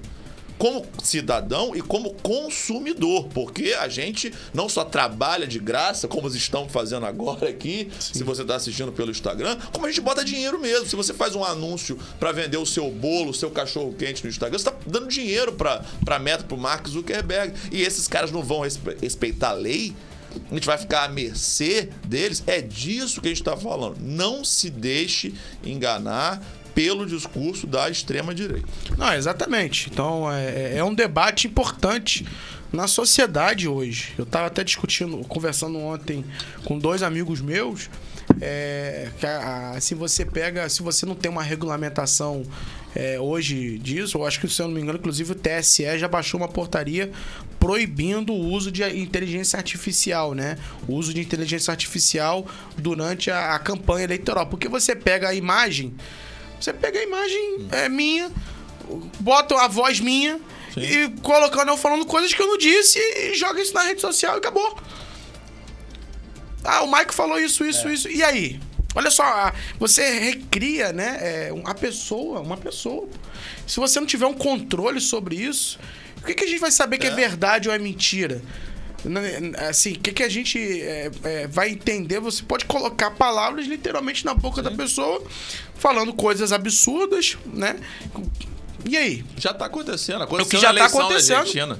O Milei, vou falar Milei, mas o grupo que, no mínimo, apoiava o Milei fez um vídeo de deepfake do candidato na época do governo Sérgio Massa, usando uma droga ilícita. E era fake, e o vídeo é tão bem feito que qualquer pessoa que recebe... Exatamente. O impacto que isso teve... Sim. Na eleição. Muito difícil. Exatamente. Mesmo que você prove que não, mas a mentira, esse impacto, né, dessa notícia mais forte, ele vai percorrer muito mais rápido, ele vai ter uma abrangência muito maior do que a verdade. Sim. Então, para isso não se acontecer, você tem que coibir que isso aconteça. E essa é a regulamentação das redes, né? Responsabilizar essas empresas, essas grandes empresas. Não é você que é dono do mercadinho, do supermercado, ou que está emitindo a tua opinião política, seja de esquerda, de direita. Claro que não pode aí defender o nazismo. Isso realmente é crime previsto em lei do Código Penal brasileiro. Mas essas empresas têm que se responsabilizar. Sim, eu acho que então isso demonstra, inclusive, a importância que a gente tem nos debates nacionais, nossos parlamentares, no Congresso Nacional, na Alerj. Aqui a gente tem a Dani Balbo também, que desempenha um papel importante hoje na Assembleia Legislativa do Rio de Janeiro. Debates eu acho que importantes, e eu acho que é o momento hoje, acho que a conjuntura é a gente debater as cidades. As pessoas vivem na cidade, não tem jeito, né? Inclusive, essa campanha, esse momento, esse período eleitoral de 2024 vai se refletir no cenário de 2026. Acho que é uma questão importante, né? O país ainda está polarizado, né? O mesmo Bolsonaro não sendo mais presidente, o bolsonarismo é uma corrente ainda viva, o pensamento vivo, né? Ele existe, ele está aí. Se a gente negar, né, a gente vai estar se auto-enganando, né? Ele está vivo, ele está... Porque não é o Bolsonaro, é uma forma de pensar de parte da sociedade brasileira, né, que muitas das vezes é atrasada, né? É um pensamento atrasado por N motivos, né? Enfim, que pode ser citados aqui, mas assim, por diversos motivos, as pessoas às vezes preferem acreditar nisso, né? Mas eu acredito que a gente tem um debate importante para travar, e ser travado na rua, conversando com as pessoas, né? Demonstrando propostas. Porque eu, por exemplo, faço vídeo sobre cultura, né?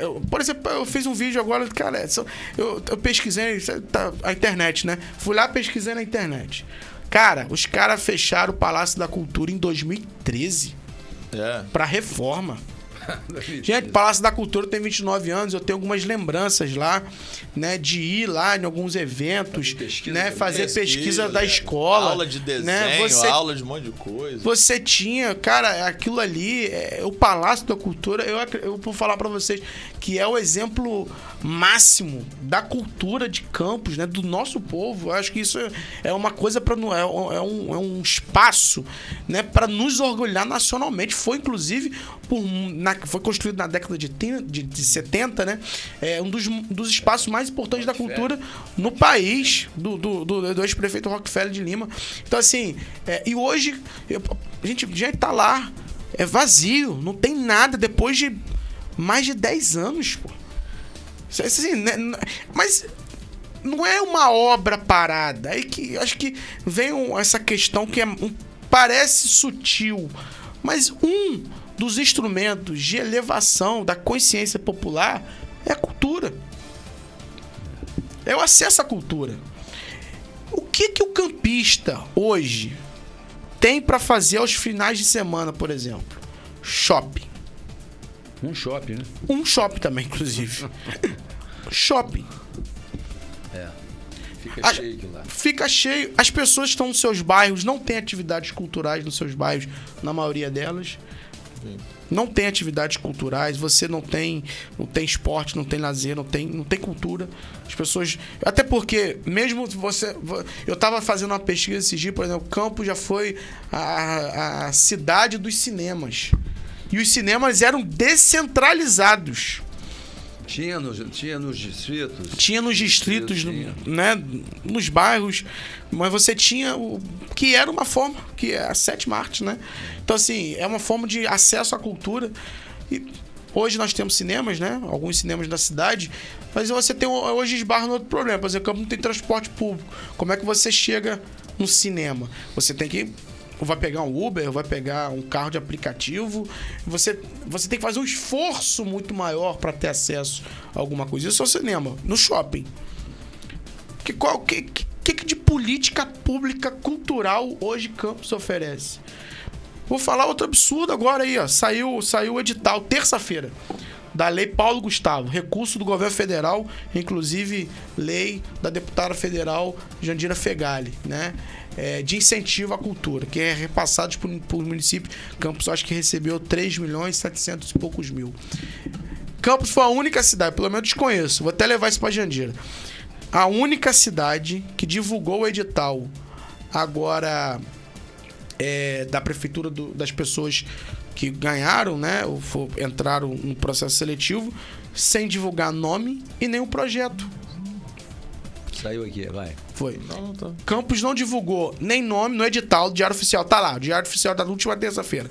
Nem nome e nem o projeto, né, o nome do projeto dos beneficiados pela Lei Paulo Gustavo em Campos. Só divulgou o número da inscrição. Uma total falta de transparência por parte da Prefeitura de Campos. Porque qualquer edital, você divulga os nomes. Isso é regra, isso é lei. Exatamente, que foi contemplado. Exatamente. Qualquer edital do governo do Estado... Qualquer publicidade, isso é constitucional, né? Qualquer edital do governo do Estado, qualquer edital dos ministérios ou das prefeituras... Cara, eles fizeram isso, tá lá no edital de terça-feira. Então, assim, uma clara falta de transparência. Assim, e isso abre margem para especulações. Por que você não publica? A única coisa que eu entendo, você não publicizar, né, os nomes das pessoas beneficiadas, é porque quem venceu é apenas pessoas do interesse de vencer. Que de fato não foi uma concorrência, não estou afirmando aqui, mas o que parece, quando você não divulga publicamente quem venceu, você abre margem para interpretações de que quem venceu é pessoas que já foi combinado o jogo. Escondendo por quê? Exatamente. Então, assim, eu queria puder dar uma resposta depois à Fundação Municipal Jornalista Oswaldo Lima, porque, assim, coisas que a gente vê, assim, a gente fica espantado, né? O orçamento... Pega o debate do LOA, do início, aquela polêmica que aprova, não vota, não vota o LOA, que o prefeito fez aí esse terrorismo em cima da população de Campos. Eu peguei lá o orçamento da cultura em Campos, é 15 milhões. Pô. É muito pouco. O recurso da prefeitura municipal. O que eles fazem muito aí é quando vem recurso do governo federal, governo do estado, etc. E não dão crédito. É como se fosse exatamente, da prefeitura. Da prefeitura. 15 milhões. 15 milhões, tá lá. É muito pouco para uma cidade tão importante. Gente, 21 de abril agora, cara, a estátua de Tiradentes tá lá sem cabeça até hoje. Os caras decapitaram Tiradentes, coitado, deve estar até agora se remoendo. Porque pela segunda vez, né? Pela segunda vez. Escatejar. Você se fala tanto, né, Léo, de movimentar o centro, de você reconstruir o centro, enfim, né? Abandonado.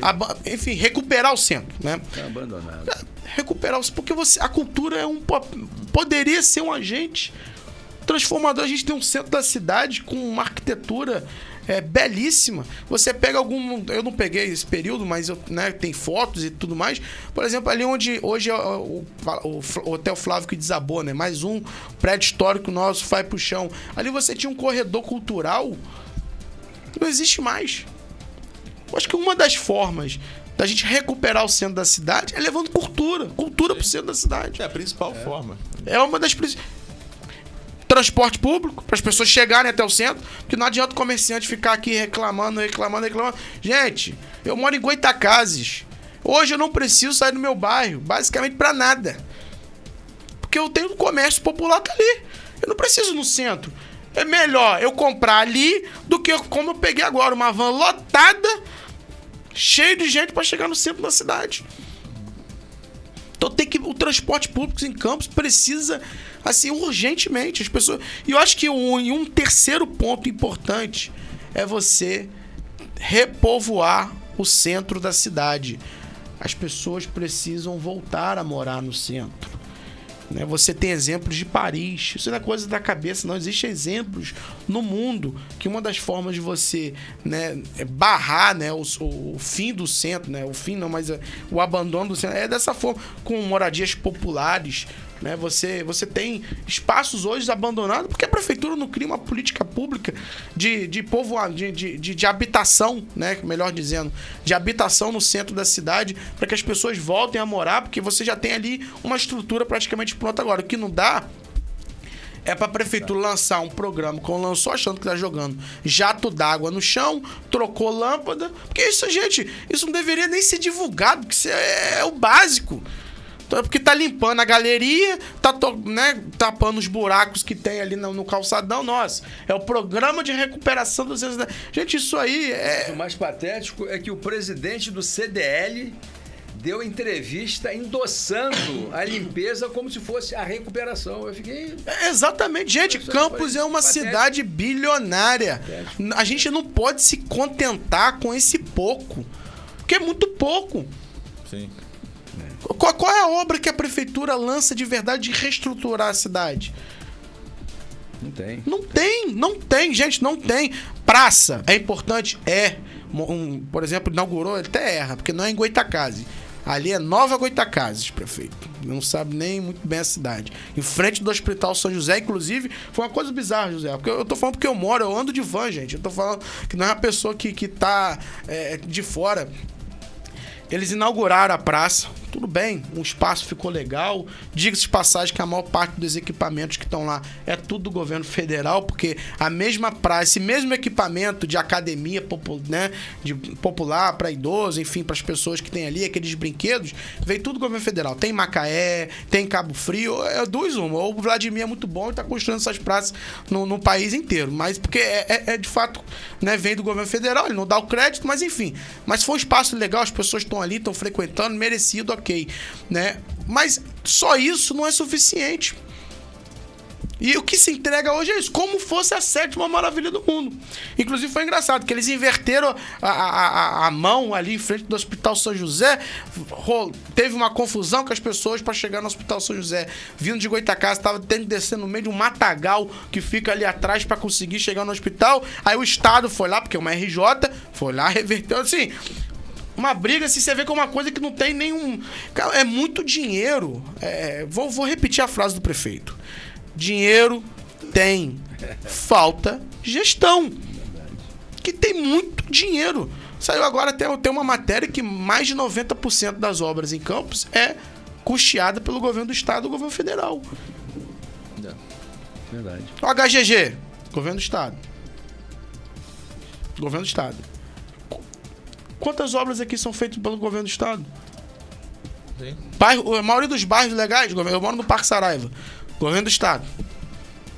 Enfim, então assim, o que a prefeitura tá de fato investindo na cidade, né? É uma pergunta que a gente faz. Ô, Maicon, eu vou colocar um videozinho aqui da Elaine Leão, a presidente do Sindicato dos Servidores, onde ela faz uma denúncia grave sobre os aposentados. Já que você é pré-candidato a vereador, coloca pra gente fazer uma discussão. E também é uma solidariedade nossa à categoria aviltada pelo prefeito Vladimir Garotinho. Bota pra gente. Você viu esse vídeo?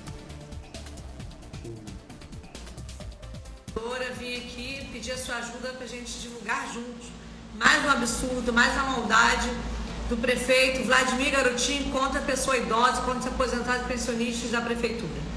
O fato é que a nossa previdência, né, já foi arrombada, teve vários rombos, né? E agora os nossos aposentados vivem sofrendo mais uma vez na mão dessa família. É exatamente isso. Vive sofrendo mais uma vez na mão dessa família. Os aposentados novamente acordaram com um golpe, com uma destruição de direitos feita pelo prefeito Vladimir Garotinho. Aquele sorriso fingindo que adorou pagar a complementação, que é uma mentira, teve que pagar, porque o Ciprozep ganhou na justiça, o juiz deu, e sobre multa diária, agora ele prova. Tá aqui, ó, tô aqui na minha mão, um resumo conclusivo de uma aposentada, que ela foi aposentada com paridade, ela foi aposentada, vou ler aqui pra vocês, ó, pela emenda 47, foi aposentada com paridade, e ela hoje não recebeu o piso. E eu vou te falar, o prefeito não respeita a emenda constitucional e não respeita a própria lei que ele assina. Quando a pessoa assina e não consegue respeitar nem a própria lei do município que assinou, aí depois vai falar que deram a mão, o vereador X deu a mão, e aí orou, e aí falou, não tem palavra. Prefeito, seu governo não cumpre com lei. Vocês não têm palavra. Vou ler para vocês. A lei é essa. A lei é essa aqui. Você que enxerga bem para mim inglês, lê aqui para mim o número da lei. A lei 9.000, gente, esqueci o óculos, então calma aí. Lei 9.474, de 27 de março de 2024.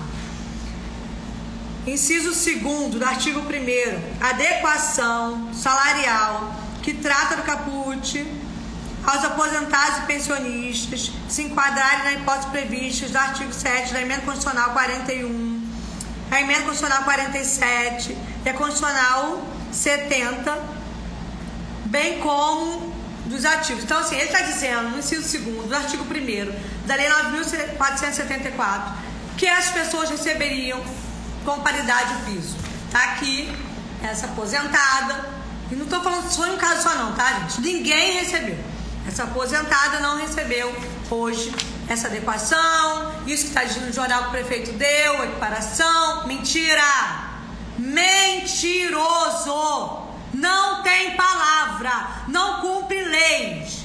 Improbidade administrativa nele. Acabei de falar agora com o presidente da Câmara, Marquinho, vamos nos reunir e vamos denunciar. Fica difícil. Acho que ele quer novamente Ciprozep, vereadores, servidores, todo mundo unido na porta da prefeitura de novo. É isso que ele quer o tempo todo? 2022 foi assim. Aí 2023 ele veio com um papo de mesa de negociação, diálogo. Nós tentamos. Nós fizemos a nossa parte. Estive lá negociando quantas vezes necessário de acordos coletivos. Mas ele não cumpriu. Cadê a inclusão dos 49 de categoria, prefeito? Cadê o aumento do teto da sua alimentação? Cadê a paridade das pessoas no piso magistério? Cadê o 10,40 para todo mundo, que ele não pagou em 0,21 os aposentados? O tempo todo de massacre aposentado. O tempo inteiro de massacre aposentado. Sinceramente, esse prefeito acha que ele é Deus, mas Deus ele não é. Campos não é uma cidade sem lei. Tá? Sei que tá faltando, de verdade tá faltando fiscalização de gasto de dinheiro público. Tá faltando fiscalização de gasto de dinheiro público. Isso é fato. Agora, tenha certeza que ninguém vai calar o Ciprozep. Ninguém. Esse sindicato é o sindicato que defende servidores. defende direito trabalhista e não irá se calar. Sabe por quê? Porque aqui ninguém tem preço. Aqui nós temos valores, caráter. Aqui nesse sindicato ninguém tem preço, não. Quer conversar? Vamos conversar. Quer fazer negociação coletiva? Vamos fazer. Agora, respeite a negociação, ou vamos voltar para a rua, ou vamos denunciar, vamos no Ministério Público, vamos denunciar a improbidade administrativa, sim. Porque nós não te devemos nada, porque aqui ninguém te deve favor nenhum, porque aqui ninguém pede nada pessoal, porque aqui é tudo no coletivo, porque o Ciprozep hoje é o sindicato que representa, que defende e que não se vende. Não iremos nos calar, não vai ficar assim. O que você achou aí da presidente do Sindicato dos Servidores falando? E aí? Que isso demonstra que essa administração não é tão boa como se vende. Eu acho que demonstra a incapacidade da prefeitura, que é isso. É um orçamento bilionário. É muito dinheiro, gente. Quer dizer, a gente não tem noção do que é. Acho que hoje o orçamento desse ano está em 2 bi e quase 3 bi. Vai passar de 3 bilhões. Vai passar de 3 bilhões. As pessoas não têm noção, né, do volume desse recurso, né? O que representa 3 bilhões, né? Fora recursos do governo do estado, do governo federal, como eu falei, enfim. Então, assim, a incapacidade administrativa que a prefeitura de Campos tem. Você tem um marketing muito bom. A gente está pesquisando, não estamos fazendo uma pesquisa daquilo que o prefeito já falou na rede social e que nunca aconteceu. Porque você fala na rede social as coisas e aí as pessoas veem, não, cara, que legal isso aí e tal. Só que não acontece na realidade. Só fica de fato no mundo da rede social. Que no mundo da realidade concreta das pessoas, aquilo não se materializa. É o pré-fake. Exatamente. Prefeito fake. Exatamente, assim, eu até comentei, eu fiz até um vídeo com a Elaine, mandar um abraço pra ela, porque eu sei que o sindicato hoje do Ciprozep é um sindicato de muita luta, né, em defesa dessa categoria importante dos servidores públicos municipal. Chega a ser absurdo saber que hoje tem servidores aposentados que ganham menos de um salário mínimo. Nossa. Gente, 1.400 e poucos, né, que hoje está o salário mínimo. Me diz quem consegue viver com menos de um salário mínimo. Isso não existe. Isso é desumano. Isso é desumano. Pode isso? É legal? Poder não pode. Mas, infelizmente, os caras fazem. E é isso. RPA mesmo, não era proibido? E o Campos tem um exército. Aí, tem um comentário interessante ali, ó. Marcos Vinícius Tavares, a ideologia do campista acaba quando ganha um RPA. Mano. Mas eu vou até para além disso, porque exatamente Campos não tem geração de emprego. Tem não. As pessoas em Campos não têm oportunidade. Gente, tem falando de oportunidade. Campos virou cidade dormitório. Campos é cidade dormitório hoje do Porto do Açu e de Macaé. Só consegue um emprego um pouco melhor, com um salário um pouco melhor no ramo offshore. Que Campos gera? É para você trabalhar sendo explorado muitas das vezes ao máximo em setores, por exemplo, como o comércio e tudo mais. É para você ganhar um salário muito pouco. Chega em frente ali ao antigo 2 Gaúcho, às 5 horas da tarde, que vocês verão a quantidade de ônibus que está indo para Macaé. A renda em Campos média é muito baixa. Tanto é que saiu agora essa semana mesmo, Campos tem 250 mil pessoas no CAD único. Diminuiu um pouco, né? Comemorando, porque diminuiu algumas pessoas, mas 250 mil para uma cidade que ao longo da sua história recebeu todo esse volume de recursos do ROD. Campos era para ser uma cidade modelo. Não tinha que ter esse Campos era para ser uma cidade em excelência no transporte público, na saúde, em geração de emprego. E é isso que a gente está discutindo aqui. Tem que ter alternativas para a cidade. A juventude em Campos tem que... Ontem eu estava com a diretora da escola onde eu fiz meu ensino fundamental e parte do ensino médio, lá em Donana, a dona Ieda. Ela estava brincando, tá comigo, falando, olha, vocês, na época de vocês eram bagunceiros, mas estudavam. Hoje, a juventude, disciplinamente, é melhor. Mas parece que não quer muito nada com estudo, né? Ela falando com a gente. Mas é porque a gente... O que hoje a juventude em Campos enxerga de futuro? Qual é a alternativa? A gente vai ser o quê? O que vai ser? O que tem? Você, assim... O que se apresenta hoje para as pessoas em Campos? São 2 salários de renda média em Campos. É muito baixo. É uma bolha que vive muito bem. Uma bolha que vive muito bem. Em função da prefeitura? Em função, a maior parte da prefeitura, empresários que estão ali servindo a prefeitura. Então, assim... Mas para a maior parte, a gente tem que sair. E o Vladimir, ele tem... Assim, além de ele ser bom de marketing, como eu falei, mas ele tem essa sorte, entre aspas, porque a avaliação, né? Eu até falei isso uma vez numa entrevista, que ele teve essa sorte. Ele assume uma prefeitura, o governo Rafael Diniz, que foi muito mal avaliado, e a urna demonstrou isso, que o cara não chegou nem no segundo turno. Ficou em 4 lugar. Fez 6%. 13 mil? 13 mil. 6%. A Natália quase passou. Quase passou ele. A Natália ficou colada dele. Eu sempre brinco com a Natália e falo, Natália, se tivesse prêmio em cada eleição, você ia ganhar o prêmio Revelação de 2020. Você tem uma gestão muito mal avaliada, e não estou justificar, obviamente, porque realmente foi um desastre a gestão Rafael Diniz, mas você tinha a queda dos royalties do petróleo. Foi esse exemplo que você deu, que foi você administrar, e os caras não souberam também, enfim, fechar restaurante popular, por exemplo, foi um erro. No orçamento da prefeitura isso é muito pouco, enfim. Inclusive, hoje o restaurante popular não é bancado nem pela prefeitura de Campos, é bancado pelo governo do estado do Rio de Janeiro. Boa parte, né? Inclusive, tava até cheirando um processo agora sobre isso aí, por causa de irregularidades que estavam acontecendo lá. Tá sem licitação. Enfim, tava até correndo o risco de fechar. Então, assim, ele assume, e qualquer coisinha que faz, você cria um marketing tão bem feito, muito bem feito, que parece que está fazendo uma boa gestão. Porque se você tem um prefeito anterior bem avaliado, que fez um bom trabalho, que a população falou, esse cara foi bom, o próximo ele tem o desafio de ser melhor. Só que em Campos o nivelamento não é por cima, é por baixo. E esse que é o problema nosso. A referência nossa de gestão anterior ou de gestões anteriores é sempre muito baixa. E aí, por isso que qualquer coisa que acontece, você fez isso, nossa, o Vladimir tá trabalhando. Mas isso demonstra incapacidade. Gente, servidor público ganhando menos salário mínimo é incapacidade administrativa da prefeitura. Porque é uma cidade que tem dinheiro, sim, tem muito dinheiro. Como é que você não paga, você não garante isso? E a gente entende a revolta da Elaine Leão, porque é uma revolta dos trabalhadores. De estar passando por esse sufoco. De estar passando por essa dificuldade. Então, assim, acho que eu volto ao que eu falei no início. O medo deles é que as coisas mudem. E a gente está aqui para propor coisas diferentes.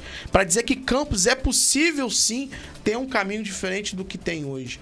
Né? Que a gente tem que sair desse limbo, né? Tem que sair dessas amarras que nos prendem e que não permitem que a cidade se desenvolva. Porque tem gente ganhando muito dinheiro, mas muito dinheiro, deixando as coisas como estão. Então, aproveitando essa deixa, Mike, aproveitando que está chegando no final do programa, né? Precisamos mudar o cenário político de Campos. E aí, o PCdoB, quem é então o candidato ou candidata do PCdoB à Prefeitura de Campos para a gente promover essa mudança necessária? Primeiro dizer que o PCdoB faz parte da Federação Brasil de Esperança, a federação que elegeu o presidente Lula, federação que é composta pelo PCdoB, pelo PT, Partido dos Trabalhadores, e pelo PV, né, Partido Verde. Hoje na federação nós temos, né, um debate, obviamente, dessa construção de uma nova proposta. Nós temos, eu acho que hoje, 2 bons nomes colocados aí como possíveis candidatos, né, na atual situação de pré-candidato à Prefeitura de Campos. Primeiro, né, do professor e ex-reitor do IFE, professor Jefferson, que inclusive teve aqui há 2 semanas atrás, o professor Jefferson, que administrou, né, o Instituto Federal Fluminense, essa instituição de educação tão importante para Campos e hoje para o estado do Rio de Janeiro todo. Ontem, inclusive, eu estava reunido com o novo reitor do IFE, professor Vitor. Ele estava lá mostrando para a gente, animadíssimo, na construção do novo campus de Magé, do Instituto Federal Fluminense. Mas campus, historicamente, né, acho que aqui começou a escola de aprendizes e artífices. Mike, eu vou te pedir uma... Surgiu uma breaking news aqui, importante para a sua fala, importante para nós comentarmos, já que nós estamos no finalzinho do programa. Saiu essa pesquisa agora, fresquinha. Pesquisa eleitoral fresquinha, saindo agora. Vladimir Garotinho lidera a disputa em Campos dos Goytacazes com 53,7%, seguida de Carla Machado, 18,7%, e delegada Madeleine, 6,8%. Em votos válidos, atual prefeito vai a 64,5%. Meu amigo Maicon, o que você acha dessa pesquisa? Tá aí, um minutinho só. A primeira pesquisa do Instituto Prefab Filtri em Campos dos Goytacazes, norte do estado do Rio, mostra o atual prefeito Vladimir Garotinho na liderança com 53,7%, seguido de Carla Machado, 18,7%, delegada Madeleine, 6,8%, Tiago Rangel, 2,5%, Alexandre Buchaú, 6,6%, professor Jefferson Azevedo, 0,6%, Magal, 0,5%. Não sabe ou indeciso somam 10,1% e branco ou nulo 6,1%. Se a eleição fosse hoje, Vladimir Garotinho venceria em primeiro turno com 64,5% dos votos válidos. Então a gente tem aqui empatado tecnicamente Alexandre Buchaú, o professor Jefferson e Magal. O que você acha dessa questão? Eu queria a sua avaliação e depois a de Léo, porque a gente está no final do programa. E aí, esse breaking news? Saiu agora, poderia ter saído no início. Mas mandaram agora pra mim aqui. Não, mas vamos lá. Fechando. Você estava falando, então, pra não... Tem essa pré-candidatura do professor Jefferson, como eu falei, mas aí só para fechar o raciocínio. E tem a pré-candidatura da deputada estadual Carla Machado, deputada estadual pelo PT, como também possível candidata da Federação Brasil de Esperança à Prefeitura de Campos. Colocar que isso exatamente reflete o que eu estava exatamente falando aqui, que é o nivelamento, por ser muito baixo, o Vladimir tá bem nas pesquisas. Isso é verdade, tá aí, isso aí é real, é concreto. E ele tá jogando sozinho. E tá jogando sozinho. Dizer que, por exemplo, a deputada Carla Machado, apesar de aparecer em segundo lugar, eu não ouvi dela ainda, por exemplo, dizendo que ela de fato vai ser candidata a prefeita de Campos. Eu acho que tem muita coisa pra andar. Eu acho que já é dado, assim, certo, sabe? Tô só replicando aqui. Sim, eu acho que, assim, é dado como certo o seguinte, eu acho que a avaliação nossa. Se a candidatura da Carla Machado, a pré-candidatura, não se concretizar, de fato o Vladimir tem tudo para levar no primeiro turno. É uma avaliação nossa hoje. Hoje que a gente percebe que a candidatura da Carla, ela é importante. E aí, de fato, ela tá na rua, enfim, começar de fato... Porque a campanha ainda não começou, aquele negócio todo. Eu acho que com a candidatura de Carla, vai se forçar sim, um segundo turno em Campos. Óbvio que Vladimir tem sim a faca e o queijo na mão, por ter a máquina, enfim, pela toda a jogada de marketing. Bom administrador, Vladimir, você não é bom administrador, você é bom de marketing. Você deveria ter empresa de marketing, porque para administrar... É um bom corneteiro. É um bom corneteiro. De marketing, realmente, você tá de parabéns. Mas... de administração, tá aí vários exemplos que a gente tá dando, não é tão bom assim. Mas enfim, tem sim, acredito que... Mas eu acredito que tem muita coisa ainda para acontecer. Eu acho que até as eleições, muita coisa ainda vai acontecer aqui em Campos. Eu acho que esse cenário de um segundo, diferente de quem tá pensando de levar no primeiro turno, eu acho que não vai se concretizar, se a candidatura da Carla se materializar. Léo, e aí? A sua avaliação como cientista político, meu amigo?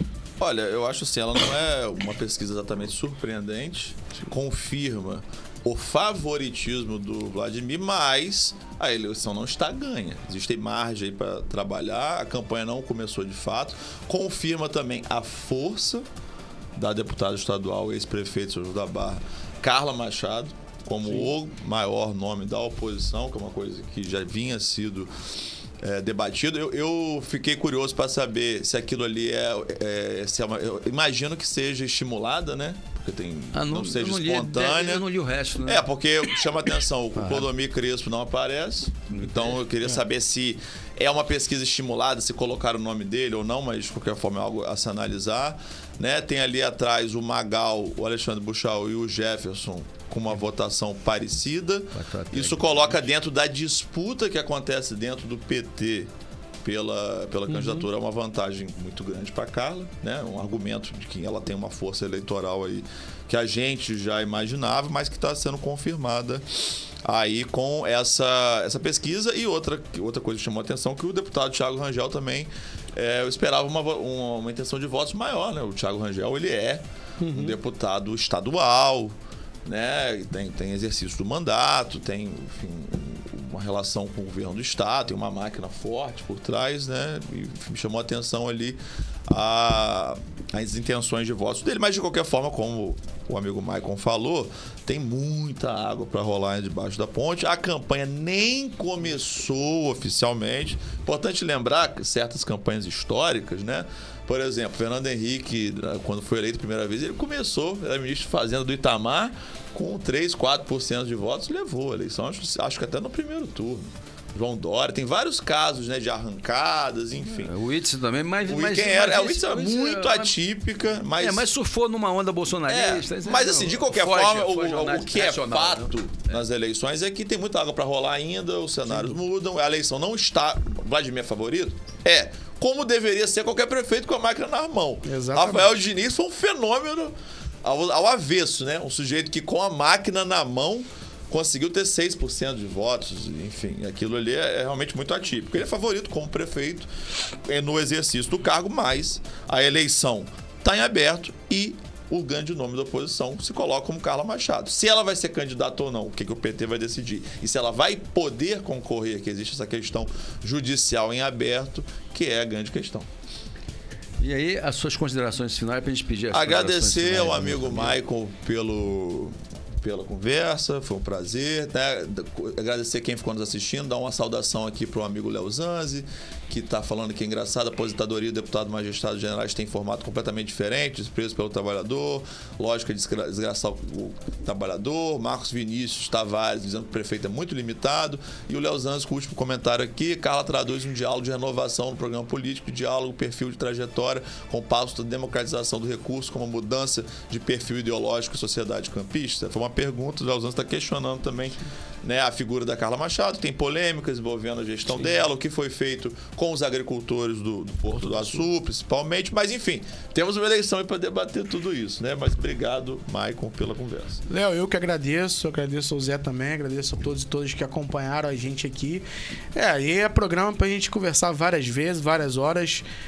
Saiu só essa pesquisa de hoje já dava mais um programa, mas saiu no final, mas faz parte. Break news, um break news, né? Mas agradecer esse espaço aqui mais uma vez. Como eu falei, acho que tem muita coisa para acontecer.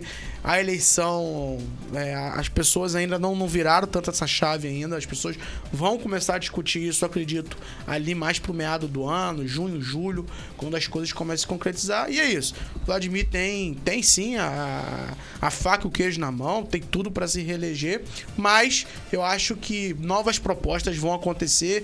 Eu acho que cobranças em relação também ao governo dele vão acontecer daqui para frente de mais firmes, né? Pode desgastar um pouco a imagem dele.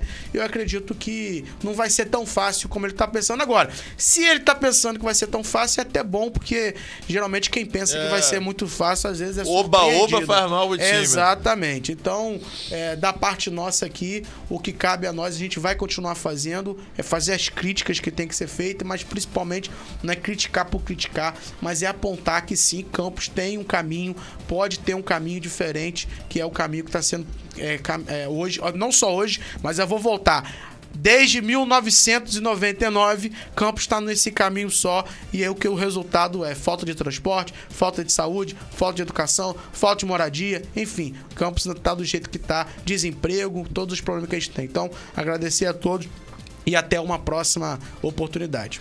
Muito bem, muito obrigado, Maicon. Maicon, você já faz parte dessa bancada. Não sei se Léo convida o Marcos também, lógico. se faz coro a nossa palavra, para você retornar aqui como candidato a vereador, que você é pré-candidato, mas depois da sua eleição a gente gostaria de contar com você aqui uma vez por mês para você fazer comentários aqui, ajudar a gente a fazer um programa diferenciado, que é isso que a gente vem tentando. Agradecemos a Léo, agradecemos mais uma vez o Maicon, agradecemos ao Derek e quero dizer aos senhores internautas que Break News é só aqui no nosso programa, né, Léo? Né, Maicon? Quem sabe faz ao vivo. Pois é, um grande abraço pra vocês, pessoal, e até semana que vem. Semana que vem é Com Mineiro, vamos discutir agricultura familiar e reforma agrária no nosso município. Um abraço. Valeu.